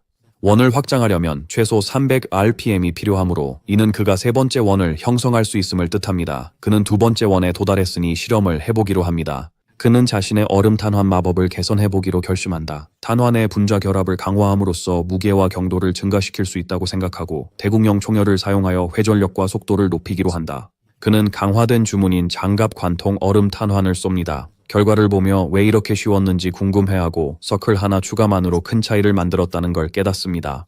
세비야는 데일이 매우 빠르게 배우는 아이라고 칭찬합니다. 데일은 감사의 마음을 전하며 공로를 돌립니다. 세비야는 그가 오크로부터 기사님을 구해낸 일과 레이디 샬롯과의 대화를 떠올립니다. 그녀는 그가 자신의 힘을 올바르게 사용할 줄 아는 아이라고 결론지었다. 그녀는 이 아이의 재능이 무섭긴 하지만 항상 그를 신뢰할 이유를 주며 정말로 자랑스러워할 만한 제자임을 스스로 인정했다. 사비아가 데일을 껴안자 데일은 그녀의 신체 접촉이 너무 즉흥적이라 상황이 어색하다고 생각한다. 그날 새벽 성애뜰에서 데일은 여전히 그 상황에 대해 생각하며 그녀가 자신을 단지 아이로만 보는 것인지 궁금해하고 있었다. 그는 곧 그 생각을 떨쳐버리고 지금은 그런 생각을 할 때가 아니라고 깨닫습니다. 어느 날 새벽 데일은 성 안뜰에서 훈련에 집중하기로 결심하고 얼음벽을 만드는 것으로 시작합니다. 그는 새로운 주문을 시험한다. 12게이지 산탄총으로 얼음 총알을 쏴 얼음벽을 부순다. 얼음 파편이 사방으로 튕겨나간다. 그는 튀는 탄환을 막으려고 마법 방패를 씁니다. 성공에 미소 지으며 다음엔 슬러그 탄환을 써볼까 생각하지만 누군가의 목소리가 그를 방해합니다. 샬럿도 훈련하러 왔어요. 데일이 훈련 중이냐고 묻자 샬럿은 헬무트 경이 가르쳐준 동작을 연습하고 있었다고 해요. 데일은 그녀가 검 배우는 걸 즐기는 것 같다고 말합니다. 샬럿은 망설이며 부끄러워합니다. 샬럿은 갑자기 데일에게 첫 만남에서 이기적으로 행동한 것에 대해 사과하며 무례했던 것을 후회한다고 합니다. 그는 그녀의 행동이 단순히 무례한 것 이상이었다고 농담합니다. 하지만 미소를 지으며 특별히 예외를 두고 그녀를 용서하겠다고 하고 자신에게 격식을 차리지 말라고 부탁합니다. 샬럿은 얼굴이 밝아지며 동의해요. 샬럿은 데일에게 이 지역의 추운 날씨가 좋다고 해요. 늦게까지 훈련해도 빨리 몸을 식힐 수 있어서요. 그는 같은 생각을 가진 사람이 있어 기쁘다고 생각하며 미소 짓는다. 한편 공작과 엘레나 공작 부인은 성창문에서 그 장면을 지켜본다. 공작 부인은 아들이 많이 컸다고 해요. 공작은 그녀에게 그들이 좋은 커플이 될 것 같냐고 물어요. 공작 부인은 시간이 지나면 알게 될 거라고 답해요. 공작 부인은 아들이 자신의 감정에 충실할 수 있도록 도와야겠다고 생각한다. 이후 공작령 외곽에서 엘레나 공작 부인은 빈민가에서 구호 작업을 감독한다. 그는 어머니가 매주 음식과 생필품을 나눈다고 설명한다. 그는 자신과 샬럿이 오래 그녀와 함께했다고 말한다. 샬럿은 괴로워 보이는 아이를 멈춘다. 아이는 어머니가 위험하다며 도움을 요청합니다. 아이는 샬롯의 팔을 잡고 간청합니다. 데일과 샬롯은 그 아이를 따라갑니다. 데일은 뭔가 수상하다고 생각합니다. 그는 그들이 동행하는 기사들로부터 멀어져 복잡한 골목으로 향하고 있으며 아이가 어른들 대신 샬롯에게 도움을 요청한 것이 처음부터 이상하다고 느낍니다. 데일은 옥상에서 누군가 지켜보는 걸 알아차리고 그 아이가 도둑길드 소속임을 깨닫습니다. 그는 샬롯이 목표라는 걸 확신하지만 왜 함정이 이렇게 뻔한지 의문을 가집니다. 아이가 멈춰서 어머니를 데려오겠다고 하며 달려갑니다. 그때 가면 쓴 남자들이 데일과 샬롯을 포위합니다. 그중 한 명이 이렇게 위험한 곳에 귀족들이 있는 걸 비웃습니다. 남자 중 한 명이 그들의 일이 어린 하녀 샬롯과 관련 있다고 명확히 하며 젊은 귀족 데일에게 멀리 떨어지라고 충고합니다. 또 다른 남자는 단검을 흔들며 미소 짓고 경솔하면 다칠 수도 있다고 경고합니다. 데일은 도둑들 앞에 서서 자신이 데일 폰 섹슨이며 이런 불량 배들로부터 우르라하트 가문의 아가씨를 지키겠다고 맹세했다고 말합니다. 초록머리의 도둑두목은 젊은 귀족의 기사도를 비웃습니다. 그는 데일이 시간과 장소를 고려했더라면 더 나았을 것이라고 덧붙입니다. 그는 데일이 세상의 잔혹함을 좀 배워야 한다고 말합니다. 샬롯은 걱정스러운 목소리로 데일에게 자신의 검을 두고 왔다고 속삭입니다. 그는 그녀에게 두려워하지 말라고 안심시킵니다. 그는 속으로 이번이 그림자 망토의 새 기술을 시험할 기회라고 생각합니다. 자기 방어라는 명목으로 도둑들은 데일과 샬롯을 사방에서 공격하며 가능한 빨리 일을 끝내려 했습니다. 도둑 중 한 명은 데일의 그림자가 그들을 둘러싸자 이상한 바람을 느꼈습니다. 두목은 화가 나서 부하들에게 비키라고 소리칩니다. 데일은 두목의 빠른 판단력을 보고 그가 높은 지위의 도둑이라고 추측하며 공격을 시작합니다. 그는 두 번째 서클에 도달한 후 습득한 새로운 기술을 사용하여 도둑 중 하나에게 그림자 생물을 기생충으로 심습니다. 그림자 생물이 그에게 들어가자 도둑은 고통의 비명을 지릅니다. 지도자는 데일이 뭘 만드는지 공포에 질려 궁금해합니다. 감염된 도둑은 기괴한 언데드 병사로 변해 배고프다고 외칩니다. 지도자는 당황한 부하들에게 그 괴물을 죽이라고 명령합니다. 그는 그들이 궁지에 몰렸고 실수 하나가 목숨을 앗아갈 수 있음을 깨닫고 망설입니다. 그는 직접 공격에 뛰어듭니다. 이 골목에서는 2명의 예언자가 모여도 그의 송곳니와 빛나는 단검을 막을 수 없다고 자랑합니다. 데일은 그림자를 사용하여 그의 공격을 쉽게 막고 방역을 준비합니다. 도둑 두목은 상황을 저주합니다. 데일은 새로운 더블 배럴 스루 게이지 버크샷을 발사합니다. 그의 손에서 마법 탄환이 발사되어 리더에게 명중합니다. 그 충격으로 리더는 뒤로 날아갑니다. 샬롯은 충격을 받은 채 그 장면을 지켜보고 데일은 골목 한가운데 서서 언데드 그림자 병사가 다른 도둑을 공격하는 모습을 봅니다. 그는 리더가 한 번에 죽지 않은 것을 보고 그의 오라로 덮인 몸 때문이라고 추측합니다. 부상당한 리더는 아직 끝나지 않았다며 일어나 죽어라 라고 외치며 돌진합니다. 데일은 그림자를 풀어 지도자를 반으로 자릅니다. 그가 가까이 가기도 전에 언데드 병사가 너무 배고파라고 외치며 다른 도둑의 몸을 찢습니다.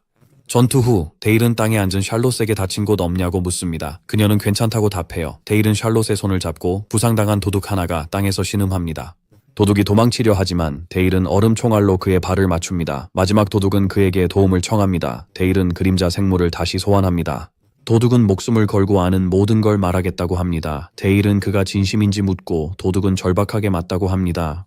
데일은 냉정하게 그에게 별로 관심이 없다고 말하며 주문을 준비합니다. 그는 마지막 도둑을 끝내는 마법 폭발을 일으킵니다. 샬럿이 충격에 빠져 서 있는 동안 그는 그녀에게 사람들이 두려워하는 작센 공국의 진정한 얼굴이지만 그것이 그녀를 보호할 힘이기도 하다고 말합니다. 그는 그녀에게 무섭냐고 묻습니다. 그녀는 이 장면이 좀 무섭다고 인정하지만 그가 자신을 지키려 했으니 괜찮다고 덧붙입니다. 그녀는 그날의 맹세를 다시 말합니다. 그의 가문이 그녀의 가문을 지키는 방패가 된다면 그녀는 미래에 그의 검이 되어 보답하겠다고 합니다. 그녀는 그에게 미래를 보여준 것에 대해 열정적으로 감사하며 자신이 더 강해질 것이라고 선언합니다. 그는 그녀를 보며 샬럿을 받아들인 것이 과거 생에서 그가 죽인 배틀경에 대한 죄책감 때문이라는 생각을 합니다. 그래서 그녀가 그의 검이 되겠다고 한 것은 그가 생각한 것보다 훨씬 큰 의미를 가지고 있었다. 한편 브란덴부르크 백작의 성에서는 백작이 편지를 읽고 상황을 저주하고 있었다. 그 편지는 작센 성으로의 초대장이었으며 본질적으로는 납치 시도 사건에 대한 책임을 묻기 위한 작센 공작, 검은 공작의 소환장이었다. 브란덴부르크 백작은 제국의 성검임에도 불구하고 따를 수밖에 없다는 것을 깨닫습니다. 며칠 후 브란덴부르크 백작은 작센 성에 도착합니다. 공작은 왕좌에 앉아 데일과 함께 그를 맞이하며 그의 힘든 여정을 언급하고 이렇게 신속하게 도착할 줄은 몰랐다며 다소 부족한 환영에 대해 사과의 말을 전합니다. 브란덴부르크는 비꼬듯이 공작의 호출보다 더 긴급한 것은 없다고 대답한다. 그는 속으로 화가 나서 데일과 샬롯을 교활한 꼬마들이라고 부른다. 공작은 공작령에서 최근 대낮에 발생한 납치 시도가 제국 내 큰 우려를 불러일으켰다고 말합니다. 그는 자신이 왜 소환되었는지 짐작한다고 덧붙입니다. 그는 황제의 충성스러운 거민 자신이 어떻게 그런 부도덕한 일에 연루될 수 있는지 경멸스럽게 의문을 가집니다. 그가 말하는 동안 공작에게서 짙은 어둠의 기운이 뿜어져 홀 전체로 퍼집니다. 브란덴부르크는 놀란다. 부하 중 한 명이 왜 바람이 부는지 묻는다. 그림자가 그들을 감싸자 브란덴부르크 백작의 기사들은 두려워한다. 그림자가 그들을 서서히 삼킵니다. 기사들은 백작에게 도움을 요청하며 비명을 지릅니다. 브란덴부르크는 그의 성 마들레나 기사단이 저항 없이 패배했음을 깨닫고 강력한 암흑 마법을 인식합니다. 작센 공작입니다. 고급 어둠의 주문인 라일의 폭풍을 시전하고 있습니다. 공작은 신성의 거민 브란덴부르크 백작에게 무릎을 꿇고 가만히 있으라고 명령합니다. 브란덴부르크는 화가 나서 공작에게 무슨 일을 하고 있는지 묻습니다. 공작은 차분히 대답하며 그가 듣지 못했냐고 묻고 다음번은 없을 것이라 경고합니다. 브란덴부르크는 공작의 마법적 아우라에 두려워 무릎을 꿇을 수밖에 없는 상황을 속으로 저주합니다. 그는 흑공작이 이렇게 행동하는 이유가 있다고 생각하지만 이런 굴욕을 당할 줄은 예상 못했습니다. 공작은 왕좌에 앉아 그를 평화를 위해 소환했음을 상기시킵니다. 그러고 나서 그는 자귀가 다시는 작센의 아이들을 해치려 하지 않도록 브란덴부르크 가문의 모든 구성원을 도륙하겠다는 직접적인 위협을 가합니다. 그는 백작이 이 경고를 진지하게 받아들이기를 진심으로 바란다고 표현합니다. 그러다 갑자기 어조를 바꿔 지친 백작에게 비꼬는 제스처로 몸을 녹이라고 초대합니다. 분노에 찬 브란덴부르크는 공작의 너그러운 관대함에 깊이 감사하지만 상황상 더 이상 머무르기 어렵다고 정중히 사과의 말을 전합니다. 공작은 그를 해산시키며 무사히 돌아가기를 바란다고 전했습니다. 그 자리에 있던 데일은 상황을 지켜보며 브란덴부르크가 황제의 가장 충성스러운 추종자 중 한 명이며 그의 아버지가 방금 황제의 파벌에 가까운 이 사람에게 한 행동이 제국 전체를 뒤흔들 불씨가 될 것이라고 생각했습니다. 데일은 그것이 작은 불씨로 시작될 것을 깨닫습니다. 불길로 번지기까지 오래 걸리지 않을 것이며 그들의 역할이 성검의 머리를 끊는 것이라고 생각합니다. 성검이 검은 공작 앞에 무릎을 꿇었다는 소식이 퍼질 때쯤 공작은 그의 사무실에 있었다. 공작과 사비아 선생님이 서 있었다. 사비아는 놀랐습니다. 공작은 그녀 앞의 시체들이 데일을 공격한 도둑길드의 일원이라고 설명합니다. 그는 이 모든 것이 데일의 책임이라고 말합니다. 그녀는 내장을 토해낸 끔찍한 시체와 으깨지고 구멍이 난 또 다른 시체를 주목합니다. 그리고 처음으로 그녀는 데일에게 가르친 것이 잘못된 것이었는지 의문을 갖기 시작합니다. 그는 그녀에게 데일의 재능을 잘 이끌려면 그녀의 지혜가 필요하다고 설명합니다. 그래서 그녀에게 수석 고문직을 제안합니다. 충격을 받은 사비아는 이것이 단순한 교사가 아니라 섹슨 가문의 일원이 되라는 요청임을 깨닫습니다. 그는 데일이 그녀에게 크게 의지하고 있으며 그를 이끄는 것이 자신의 능력만으로는 불가능하다고 설명합니다. 그는 그녀가 돕는다면 상황이 달라질 거라 주장합니다. 그녀는 이해하고 동의합니다. 사비아 선생님은 데일이 세상을 어떻게 보는지 아는 일이 이제 더 중요해졌다고 말합니다. 시간이 흘러 데일의 10번째 생일이 화려한 연회장에서 열립니다. 올해 생일 파티의 다른 점은 황제 파벌의 사람들이 참석했다는 것이었습니다. 참석자 중 특히 눈에 띄는 인물이 있었습니다. 마르키즈 율리스가 환영받으며 젊은 로드 데일에게 다가가 만나서 기쁘다고 인사했습니다. 한편 파티에 온 손님들은 훌륭한 음식에 감탄하며 섹슨 공작의 관대함을 칭찬했습니다. 그들은 북부 중심에서 이런 호화로움을 경험할 수 있다는 것이 믿기지 않는다며 공국이 제국에서 너무 멀리 떨어져 있다는 우려가 잘못되었음을 언급했습니다. 데일은 상황을 지켜보며 이들이 제국 수도에서 온 중심 귀족들이자 황제 파벌의 핵심이며 그의 이름 아래 가장 강력한 세력이라고 생각한다. 그는 그들이 이 파티에 참석한 이유를 명확하게 깨닫게 된다. 이는 암묵적인 경고의 의미를 담고 있다. 신성의 거민 브란덴부르크 백작에게 가해진 모욕에 대해 황실이 결코 가만히 있지 않겠다는 메시지를 전달하고 있다. 이제 그의 앞에 서 있는 사람은 이 메시지를 완벽히 이해하는 사신 율릿의 후작이다. 후작은 데일을 살펴보며 말한다. 이분이 젊은 데일 경이군요. 마르키즈 율리스는 자신을 붉은 군주라는 칭호로 소개하며 데일에게 인사합니다. 데일은 마르키즈의 정체에 대해 생각합니다. 그는 불과 분노 그리고 권력을 통한 질서를 추구하는 붉은 마법탑의 수장입니다. 이 탑의 마법사들은 제국에 만연한 힘이 곧 정의라는 정신을 따르며 제국의 야망을 실현하는 도구가 되는 것을 주저하지 않았습니다. 그는 전생에서 붉은 탑의 마법사들에 의해 온갖 강제적인 마법적 개조를 겪었던 것을 기억해낸다. 마르퀴스 율리스는 데일에게 다가와 제국에서 비길데 없는 마법적 재능을 가진 공작 가문의 기적의 천재에 대해 들었다고 말한다. 그는 데일이 9살 때 가문의 기사를 지키기 위해 오크 무리를 물리쳤다는 소문을 언급합니다. 그는 데일이 진정한 공작의 아들이라고 결론지었습니다. 데일은 희미하게 미소 지으며 정중히 감사 인사를 전하고 즐거운 시간 보내시길 바란다고 말한다. 그는 매년 이렇게 생일 축하를 받는 것이 얼마나 지치는지 생각하며 자리를 떠난다. 그는 샬럿과 함께 훈련하고 싶어 하지만 그녀가 어머니를 돕는 시녀로서의 공식적인 지위 때문에 불가능하다는 것을 알고 있다. 더 중요한 것은 검신의 딸인 샬럿이 검술 연습하는 모습을 드러내는 것이 얼마나 위험한 일인지 깨닫고 있다는 점이다. 갑자기 비명과 함께 남자의 목소리가 들려오며 하녀에게 가만히 있으라고 합니다. 그는 비명 소리가 어디서 났는지 궁금해합니다. 데일은 소리를 따라가 보니 한 남자가 바닥에 쓰러진 하녀를 공격하고 있는 것을 발견합니다. 하녀는 그에게 자신을 내버려 두라고 애원하며 자신이 섹슨 가문을 섬기고 있다고 상기시킵니다. 파티 손님 중 한 명인 뚱뚱한 남자가 그녀에게 소리치며 하찮은 하녀가 감히 공작 가문의 이름을 어떻게 말할 수 있느냐고 묻습니다. 그는 계속 불평하며 오늘은 젊은 주인의 생일이고 모두가 즐거워하고 있다고 말합니다. 그는 이 헛소리로 시간을 낭비하는 대신 파티에서 여자와 노는 것이 더 낫다고 덧붙입니다. 그는 하녀 이브에게 더 이상 저항하면 죽여버리겠다고 위협합니다. 남자가 하녀에게 복종하라고 하자 데일이 차갑게 개입하며 묻습니다. 당신 지금 뭐 하는 거죠? 남자는 젊은 영주 데일을 보고 놀라 당황하며 데일이 왜 여기 있는지 궁금해하며 상황에서 빠져나가려 합니다. 피에트로라는 뚱뚱한 남자는 상황에서 빠져나가려고 무례하게 그에게 여자를 즐긴 적이 있냐고 묻습니다. 그가 아직 젊다는 이유로 그는 개인적으로 가르쳐주겠다고 제안하며 떨고 있는 하녀 이브를 붙잡고 칼로 위협합니다. 데일은 그의 도발을 무시하며 이브에게 걱정 말라고 안심시킵니다. 곧 그녀를 구해줄 거라고 말합니다. 이 세계가 계급사회라 피에트로가 자신이 귀족으로서 제국의 손님인 그를 공격할 거라고는 상상도 못할 거라고 생각합니다.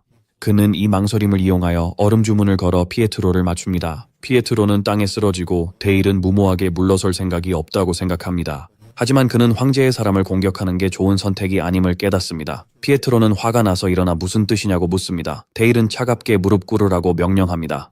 그는 놀란 피에트로에게 소리치며 무릎 꿇고 이브 양에게 사과하라고 다시 명령합니다. 그는 이브 양이 섹슨 가문 사람임을 분명히 합니다. 피에트로는 항의하며 자신이 황제를 대신해 왔다고 상기시키고 하찮은 하녀를 보호하려고 자신을 모욕하는 것은 무례하다고 말합니다. 데일은 비꼬는 질문으로 그의 말을 끊습니다.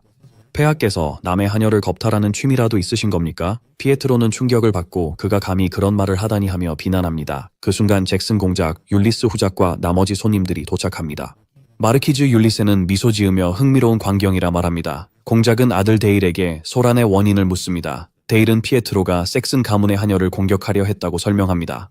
귀족 중 한 명이 데일에게 비꼬듯이 이렇게 사소한 이유로 피에트로 경을 그렇게 경멸하는 것이냐고 묻습니다. 피에트로는 그 기회를 잡아 젊은 영주에 대해 공작에게 불평합니다. 데일은 그를 단호하게 가로막으며 누가 당신에게 일어서라고 허락했느냐고 묻습니다. 그는 손님들에게 제국 수도의 귀족들은 황제를 대표할 의무가 있다고 설명합니다. 그러나 이 남자 피에트로는 하찮은 하녀를 공격하여 황제의 명성을 훼손하려 했습니다. 이러한 이유로 그는 피에트로 경의 부끄러운 행동을 용납할 수 없었습니다. 마르키즈 율리스는 웃으며 젊은 영주의 재치가 걸작이라고 칭찬하고 그의 말이 절대적으로 옳다고 확인합니다. 그는 덧붙여 폐하를 대표하는 사람이 감히 하찮은 하녀를 공격하려 하다니 라고 말합니다. 그는 하인툴라라를 불러 이 벌레 같은 피에트로를 죽이라고 명령합니다. 피에트로는 충격을 받고 도움을 요청하며 비명을 지릅니다. 율리스는 불공격을 시작합니다. 피에트로는 불타면서 고통스럽게 비명을 지릅니다. 율리스는 젊은 군주의 말씀이 100% 옳다고 선언하며 황실과 제국을 모욕하려는 벌레들을 태우는 것이 자신의 의무라고 말합니다. 마르키즈 율리스는 젊은 대일경의 미래에 대한 큰 기대를 표현하며 장면을 마무리합니다. 소란이 가라앉은 후 황제의 사람들이 떠나고 다시 평화가 듀크 섹슨의 성에 돌아왔습니다. 그 후 어느 날 아침 하녀 이브가 젊은 자작자이를 깨운다. 그는 그녀에게 고마워하며 그녀의 머뭇거림을 보고 무슨 말이 있는지 묻는다. 이브는 망설이다가 그에게 감사하며 그를 섬기는 것이 자랑스럽다고 말합니다. 그는 그녀가 왜 망설였는지 궁금해하며 오래 살았지만 이런 존경에 익숙하지 않다고 생각합니다. 그러나 그는 익숙해져야 한다고 다짐합니다. 그는 다시 이브에게 감사해요. 섹슨 가문의 장남으로서 이 이름의 무게를 이해하고 제국을 무너뜨리기 위해 모든 것을 쓸 거라고 생각해요. 나중에 공작은 그의 아들 데이를 사무실로 부른다. 공작은 그에게 그가 뛰어난 아이라고 생각하지만 최근 행동이 이상하다고 말하며 그 이유를 묻는다. 데일은 그에게 만약 다른 세계에서 온 영웅이 검신 군주 배틀과의 싸움에서 죽지 않았다면 그 영웅의 다음 목표가 사콘 공국이었을 것이라는 것을 알고 있었는지 물어 그를 놀라게 합니다. 공작은 이 말을 듣고 놀랍니다. 공작은 대담한 발언이라며 어떻게 확신하냐고 묻습니다. 데일은 잠시 망설이다가 속으로는 전생에 제국이 섹슨 가문을 음모하고 있다는 것을 들었기 때문이라고 생각합니다. 그는 생각을 바꾸어 현실에서 아버지에게 제국이 영웅의 힘을 처분하기로 결정한 이유는 이 사냥개가 통제 불능 상태가 될 것을 두려워했기 때문이라고 설명합니다.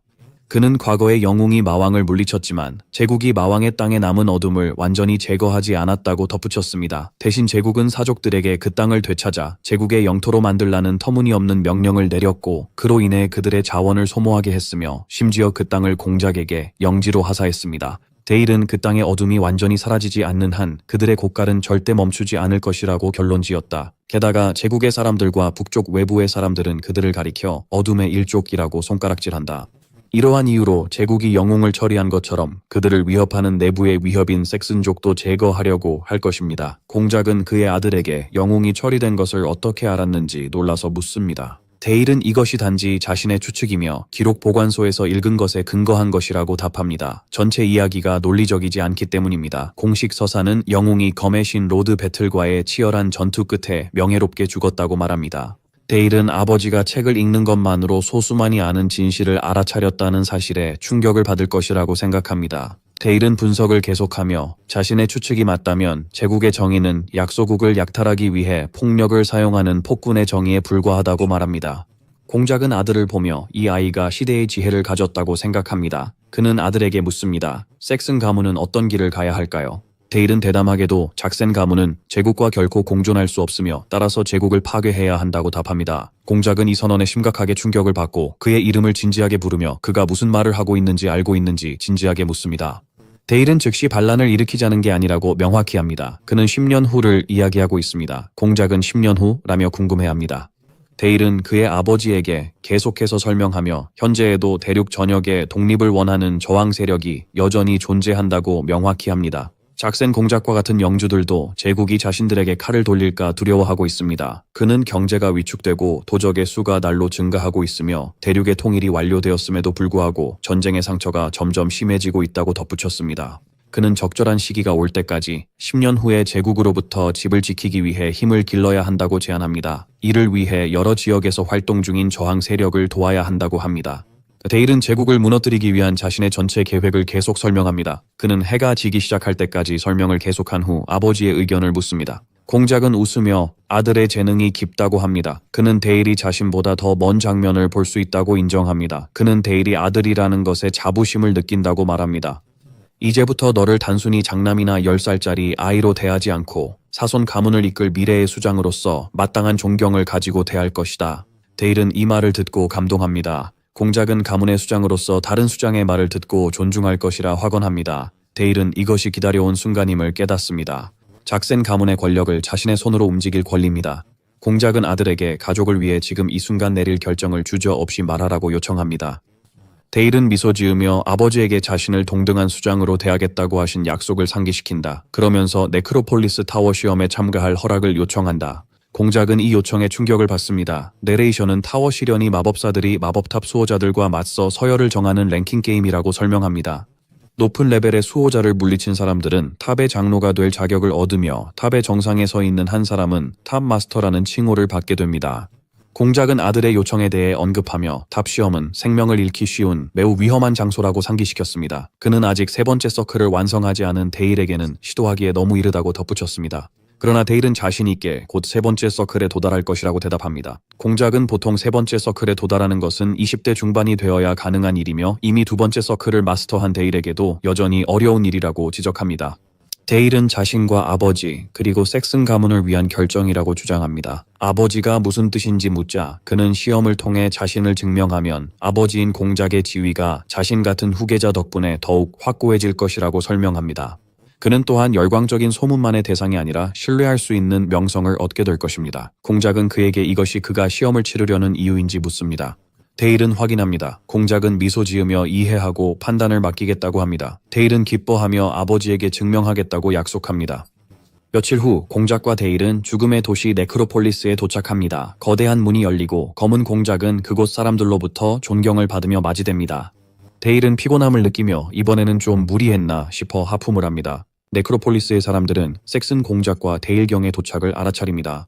어떤 사람은 제국에서 본 적 없는 마법 천재라는 소문이 사실인지 궁금해하고 다른 사람은 데일이 비참해 보인다며 그의 말을 의심하지 말라고 합니다. 군중 속 수군거림이 계속되며 한 사람이 비꼬듯 말하길 데일의 검술이 공작 기사들과 맞먹는다던데 정말 한심하다고 한다. 아카데미의 수석 졸업생인 펠릭스는 자신이 이 시험에서 승리할 자격이 있으며 약해 보이는 공작의 아이인 데일이 아니라고 선언합니다. 데일과 그의 아버지는 탑에 도착합니다. 아이리스라는 여성이 그들을 맞이하며 탑의 주인인 공작에게 경의를 표합니다. 공작은 아이리스에게 인사를 건네고 아이리스는 데일 경에게 충성을 맹세합니다. 아이리스가 탑의 장로이자 흑공작이 부재 중일 때 탑의 업무를 감독하는 총무라는 사실이 밝혀집니다. 이 공작은 아들에게 시험 중에 아이리스가 도와줄 거라고 말하고 아들은 동의합니다. 그는 그녀에게 잘 부탁드린다고 합니다. 그녀는 물론이라며 그에게 따라오라고 합니다. 아이리스는 데일을 큰 홀로 안내하며 59명의 아카데미 졸업생들이 함께 시험에 참가한다고 설명합니다. 데일은 경쟁자로 가득한 홀을 봅니다. 아이리스는 환영 인사를 하며 자신을 사무총장이라 소개합니다. 그녀는 블랙 매직 타워 1층 시험을 설명하며 모두에게 목에 걸린 생명 포인트 펜던트를 확인하라고 합니다. 그녀는 이 시험이 생명 포인트를 훔치는 배틀 로얄이라고 설명해요. 각 펜던트는 방패 마법과 하나의 생명 포인트를 포함하고 있어요. 참가자는 주변에 흩어진 시체를 사용해 상대에게 유효한 타격을 가하면 돼요. 상대의 펜던트가 파괴되면 방패가 활성화되고 그들은 탈락합니다. 그 정신. 성공적인 공격자는 추가 점수를 받게 되며 3점을 모은 사람은 다음 층에 진출할 자격이 주어집니다. 마지막으로 유물 사용은 금지되어 있으며 부정행위로 간주되어 즉시 실격 처리됩니다. 데일은 이 규칙들이 초보자를 빠르게 걸러내려는 것이라 생각합니다. 참가자들은 데일을 괴물이라 부르며 수군거립니다. 그가 어떻게 그 나이에 세 번째 서클에 도달했는지 궁금해합니다. 펠릭스는 괴물을 쓰러뜨리기 위해 팀을 제안합니다. 먼저 누군가 어린 영주 피어를 공격하는 것이 안전한지 궁금해합니다. 펠릭스는 이 우려를 무시하며 모두가 동등한 경쟁자라고 주장합니다. 시험이 시작되자 데일은 그들의 자신감을 칭찬하며 말뿐인지 마음속으로 도전합니다. 아이리스가 시험 시작을 알립니다. 참가자들은 즉시 시체를 언데드 병사로 소환하기 시작합니다. 펠릭스는 데일이 움직이지 않는 것을 보고 그의 언데드 병사를 곧장 데일에게 보내어 검을 휘두릅니다. 펠릭스는 데일의 언데드 병사가 공격을 막는 걸 보고 놀랍니다. 공격자도 당황합니다. 데일이 물 마법을 쓰고 있다는 걸 깨닫고 그의 병사는 얼어붙습니다. 그는 두 가지 마법을 쓸 수 있는 이중 속성인지 궁금해합니다. 그의 병사가 언데드 병사를 공격할 때 참가자는 자신의 언데드 병사가 산산조각 나는 것을 보고 분노합니다. 다른 언데드 병사가 데일의 병사를 공격하지만 그 공격은 막힙니다. 데일은 침착하게 그 공격이 무의미하다고 하며 자신의 병사를 얼음 방패로 지켰다고 말합니다. 펠릭스는 화가 나서 그가 물 마법을 써서 규칙을 어겼다고 외칩니다. 펠릭스는 어둠의 마법 외에는 어떤 마법도 쓰면 안 되며 언데드를 일으키고 강화하는 것만 허용된다고 주장합니다. 데일은 차분하게 묻습니다. 정말 그런가요? 그는 관찰자인 아이리스에게 질문을 던지며 언데드가 오직 암흑 마법으로만 강화될 수 있다는 규칙이 실제로 있는지를 묻습니다. 아이리스는 침묵했다. 데일은 시험이 중단되지 않았으니 자신이 맞다고 결론지었다. 펠릭스는 좌절하며 욕설을 했다. 펠릭스 수석 졸업생은 동료들에게 소리치며 데일의 얼음으로 강화된 언데드 병사를 막고 데일을 직접 공격하라고 명령합니다. 그는 상대가 한 명뿐이니 숫자로 그를 압도할 수 있다고 주장합니다. 데일은 유물 사용도 금지되었다고 생각합니다. 그런 경우 그는 직접 싸우기로 결심하고 공격해오는 언데드 쪽으로 돌진합니다. 그는 그들의 공격을 우아하게 피하고 언데드 병사 중 한 명에게서 칼을 빼앗습니다. 그는 검은 마법으로 강화된 주먹으로 그것을 때립니다. 그리고 또 다른 언데드를 쉽게 베어냅니다. 참가자 중 한 명은 그의 언데드 병사가 어찌 그리 쉽게 베어졌는지 놀랍니다. 펠릭스는 데일의 검이 평범한 아이리스가 아니라고 생각합니다. 관찰자는 데일이 검의 내구성을 높이기 위해 뼈를 재구성했다고 언급합니다. 데일은 계속 싸우고 또 다른 언데드 병사가 그를 공격합니다. 그는 공중으로 뛰어올라 언데드 병사에게 칼을 내리칩니다. 펠릭스는 충격을 받습니다. 병사를 모두 잃은 펠릭스는 마법사가 이렇게 검을 잘 다루는 게 논리적인지 공포에 빠져 궁금해합니다. 데일은 쓰러진 펠릭스에게 다가가고 펠릭스는 자비를 구합니다. 데일은 비웃으며 보호 펜던트 덕에 실제로 죽지 않을 거라고 말합니다. 그는 펠릭스의 머리를 향해 검을 휘두릅니다. 펠릭스는 패배하고 펜던트가 부서진 채 그를 괴물이라 부릅니다. 아이리스가 결과 발표를 위해 일어섭니다. 그녀는 데일 경이 60 생명 포인트로 시험을 통과한 유일한 생존자라고 선언합니다. 이 포인트는 모든 경쟁자의 것입니다. 데일은 이곳이 그의 첫걸음이 될 것이며 모두가 그를 주위에 깊게 지켜봐야 한다고 생각합니다. 장면은 탑의 시련의 두 번째 층으로 전환되며 수호자인 살던거리 골렘을 물리쳐야 하는 시험이 기다리고 있습니다. 그는 보통 1층에서 생존한 사람들이 수호자를 물리치기 위해 팀을 이룬다고 생각하지만 자신이 모두 제거했기에 혼자라고 설명합니다. 1층과 달리 2층에서는 모든 마법이 허용됩니다. 유물 사용 금지 규칙은 여전히 유효하지만 그는 이것만으로 충분하다고 생각합니다. 그는 이를 세 번째 서클을 형성하고 자신의 진정한 잠재력을 시험할 기회로 봅니다. 골렘이 데일을 공격하지만 그는 피하고 방역하여 골렘의 팔을 다치게 합니다. 골렘은 충격을 받습니다. 그는 미소를 지으며 새로운 주문 가속 부패를 시전하기 시작합니다. 관찰자 아이리스는 젊은 영주가 시전하는 마법이 평범한 주문이 아님을 알아차립니다. 골렘의 몸은 마법으로 인해 부식되고 아이리스는 왜 데일이 목표를 절단하는 대신 부패시키는 것을 선택했는지 궁금해합니다. 데일은 골렘에게 가한 가속 부패 마법을 생각하며 전생에서는 괴물과 맞설 때 화기와 함께 생화학 전쟁이 주요 전략이었다고 생각합니다. 그는 얼굴에서 피를 닦으며 아이리스와 같은 관찰자들이 생화학 전쟁의 공포가 이제 흑마법을 통해 표현되고 있다는 것을 깨닫고 있는지 궁금해한다. 그날 데일은 시험을 마무리하면서 10층에 도달하는 기록을 세웠고 11층이 시작되기 전에 4일간의 휴식을 받게 되었습니다. 한편 데일이 일으킨 전례 없는 1층의 대량 학살로부터 회복하기 위해 그날 밤 59명의 다른 참가자들에게는 드물게 재시험이 허용되었습니다. 시험이 끝난 후 다니엘 데일은 분수대 옆에 혼자 서 있었습니다. 사비아 선생님이 그에게 다가와 시험에서의 뛰어난 성과를 축하했습니다. 그는 그녀에게 감사하며 자신의 성공이 그녀가 가르쳐준 덕분이라고 말합니다. 그리고 그녀에게 도시에서 축제가 열리고 있다며 데이트를 하고 싶다고 물어봅니다. 사비아는 가기로 동의한다. 그녀는 그가 데이트의 진정한 의미를 이해하기엔 아직 어리다고 생각하지만 그는 속으로 교활한 미소를 지으며 이것이 마음이 어둡다는 의미라고 생각한다. 그들은 축제와 불꽃놀이로 가득한 네크로폴리스 시티 축제에 도착합니다. 세비아는 데일에게 힘든 시련 후에 피곤하지 않느냐고 묻습니다. 그는 아니라고 대답합니다. 그는 다음 시험까지 며칠이 남았다고 덧붙입니다. 그들 사이에 침묵이 흐르고 데일은 오늘 밤 달이 아름답다고 말합니다. 그녀는 동의합니다. 그는 대화를 이어가는 게 얼마나 어려운지 생각한다. 사비아와의 침묵은 어색하지 않았다고 생각한다. 아마 그녀가 그를 완전히 믿었기 때문일 것이고 그래서 그도 그녀와 더 가까워지고 싶었다고 느꼈다. 그는 지난 며칠 동안 세 번째 서클에 도달하는 데 성공했던 것을 기억한다. 그때 그는 사비아가 항상 이야기하던 마음의 풍경을 마주했다. 세 번째 서클에 도달하려면 그는 마나를 방출해 한계를 넘어야 했고 이는 두 번째 서클의 용량을 초과하는 마나 오버플로우로 알려져요. 그렇게 하던 중 그는 갑자기 낯선 곳에 있는 자신을 발견했어요. 그는 어디에 있는지 궁금해하며 사비아의 목소리가 그의 마음의 풍경을 드러내야 한다고 말하는 메아리를 듣는다. 그는 자신이 정신세계, 즉 깨달음의 세계인 이스월드에 있음을 깨닫는다. 그는 자신의 세계가 처음부터 비어 있었다는 걸 깨닫고 그 공허 속에서 사비아 선생님만이 손을 내밀어 주었다는 걸 알게 됩니다. 축제에서 데일은 사비아를 바라보며 아마도 이게 그가 자신의 세계를 밝혀준 선생님을 원하는 이유일지도 모른다고 생각합니다. 그는 갑자기 사랑해요라고 말합니다. 세비아는 놀라서 뭐라고 했냐고 물어봅니다. 그는 다시 고백합니다. 세비아는 미소를 지으며 그를 부드럽게 안아주고 그녀도 그를 좋아한다고 이해한다고 말합니다. 그는 그녀에게 감사하며 두 번째 삶을 사는 것이 정말 좋은 점이 많다고 생각합니다. 며칠 후 11층 시험 당일에 데일은 그 고백 이후로 자신과 사비아 사이에 아무런 진전이 없다고 생각합니다. 그는 그녀가 아마도 그것을 10살 소년의 유치한 짝사랑으로 여겼을 것이라고 추측합니다. 그는 다음 시험에 집중할 수밖에 없었다. 아이리스는 이번 시험이 1대1 마법 대결이며 승자가 12층으로 올라간다고 설명한다. 제릴은 그의 상대와 마주서 있다. 상대는 자신을 엘버트 로젠하임, 서클 3의 마스터라고 소개한다. 그는 데일에게 어린아이라고 해서 봐주지 않을 것이라고 경고한다.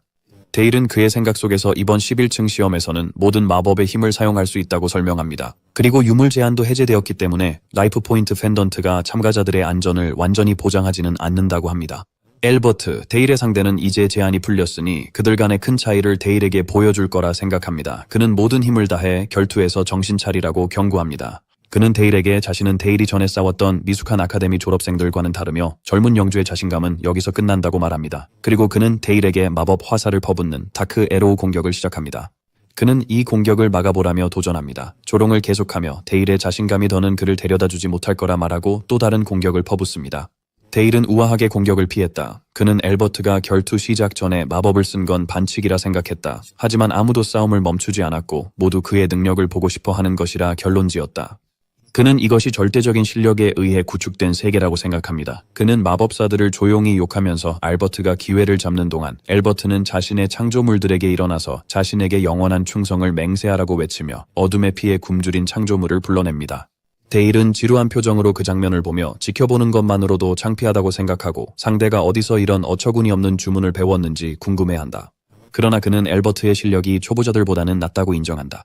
데일은 엘버트가 소환한 언데드의 공격을 계속 피한다. 이것에 화가 난 엘버트는 그에게 얼마나 더 피할 생각이냐고 물으며 도망치기만 해서는 이길 수 없다고 주장한다. 그는 이것이 전부냐고 물으며 언데드 병사 중 하나에게 자폭하라고 명령합니다. 그는 승리가 자신의 것이라고 선언합니다. 갑자기 알버트는 데일이 사라진 것을 깨닫고 언제부터 어디로 갔는지 궁금해합니다. 데일은 엘버트 뒤에 나타나 아이에게 속임수를 쓰는 게 비겁하지 않냐고 비꼽니다. 엘버트는 혼란스러워 보입니다. 데일은 자신의 기습이 영리했다고 인정하며 그림자 망토 기술인 스펙트럴 폼을 사용합니다. 그는 상대에게 아직 자신을 이기려면 멀었다고 경고합니다. 한편 데일의 그림자 생물들은 강한 배고픔을 드러내며 엘버트를 먹어도 되냐고 묻기 시작합니다. 그는 미소를 지으며 그들에게 나아가라고 하지만 과식은 하지 말라고 합니다. 그림자들이 엘버트를 공격하자 엘버트는 고통의 비명을 지릅니다. 데일은 그림자들이 배고파서 좀 흥분한 것 같다고 합니다. 엘버트가 자비를 구합니다. 데일은 그림자들에게 물러나라고 합니다. 엘버트는 기절하고 아이리스는 데일을 1라운드 승자로 선언합니다. 데일은 두 번째 라운드에 나설 마법사가 누구인지 묻습니다. 다음 참가자는 살고 싶다며 기권합니다. 세 번째 라운드의 카운트가 시작됩니다. 그 순간부터 마지막 경기까지 데일은 한 번의 싸움을 제외하고는 기권으로 자동으로 진출했습니다. 그 후 데일은 자신의 3개의 마법진을 정제하고 숙달하여 층 수호자들을 하나씩 물리치기 시작했습니다. 그가 20층에 도달했을 때 마침내 그의 수준에 걸맞은 상대가 나타났습니다. 수호자는 무두기사였습니다. 이 기사는 흑탑의 장로가 직접 만든 것으로 이전의 적들과는 비교할 수 없는 상대였습니다. 관중들은 젊은 영주에게도 이게 한계일지 모른다고 말합니다.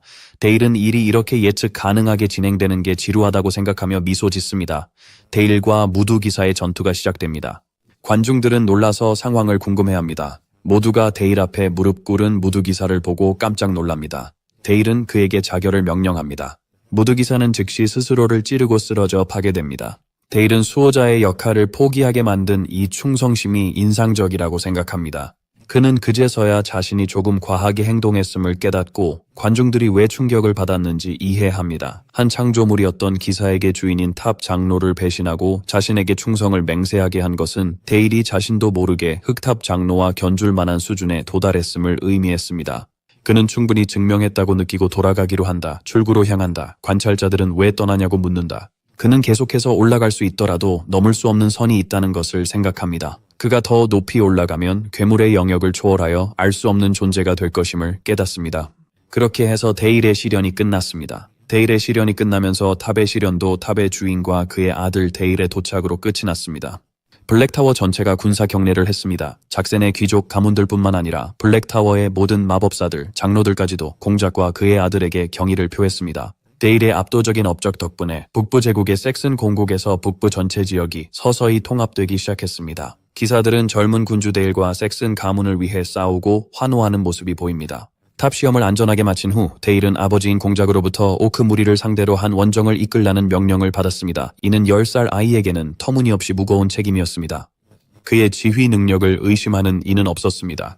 흑공작의 후계자로서 데일은 북부 지역을 점차 통합하기 시작했습니다. 이후 데일은 아버지에게 145명의 오크를 제거했다고 보고합니다. 공작은 밤사이의 피해 상황을 묻습니다. 데일은 경상자 3명 외에 다른 피해는 없다고 대답합니다. 공작은 그들을 지키기 위해 마법을 썼는지 묻습니다. 데일은 아니라고 하며 모든 공은 사슴 가문의 검 덕분이라고 주장합니다. 공작은 미소 지으며 그의 일을 칭찬합니다.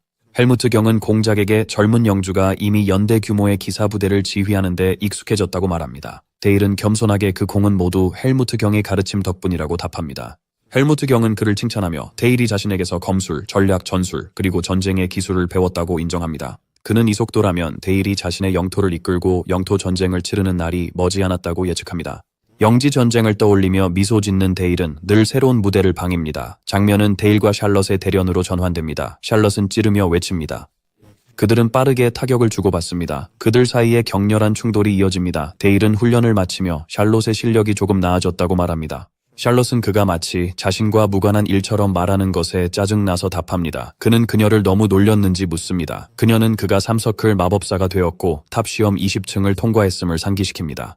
그녀는 그 후로 젊은 로드 데일에 대한 칭찬만 들었다며 그가 질리지 않았는지 묻는다. 그는 그녀에게 걱정하지 말라고 안심시킨다. 그는 그녀에게도 강해질 것이라고 격려한다. 그는 그녀가 겨우 10살이라는 것을 생각해보면 샬럿의 재능이 평범하지 않다고 생각한다. 샬럿은 화가 나서 자신을 아이 취급하지 말라고 소리친다.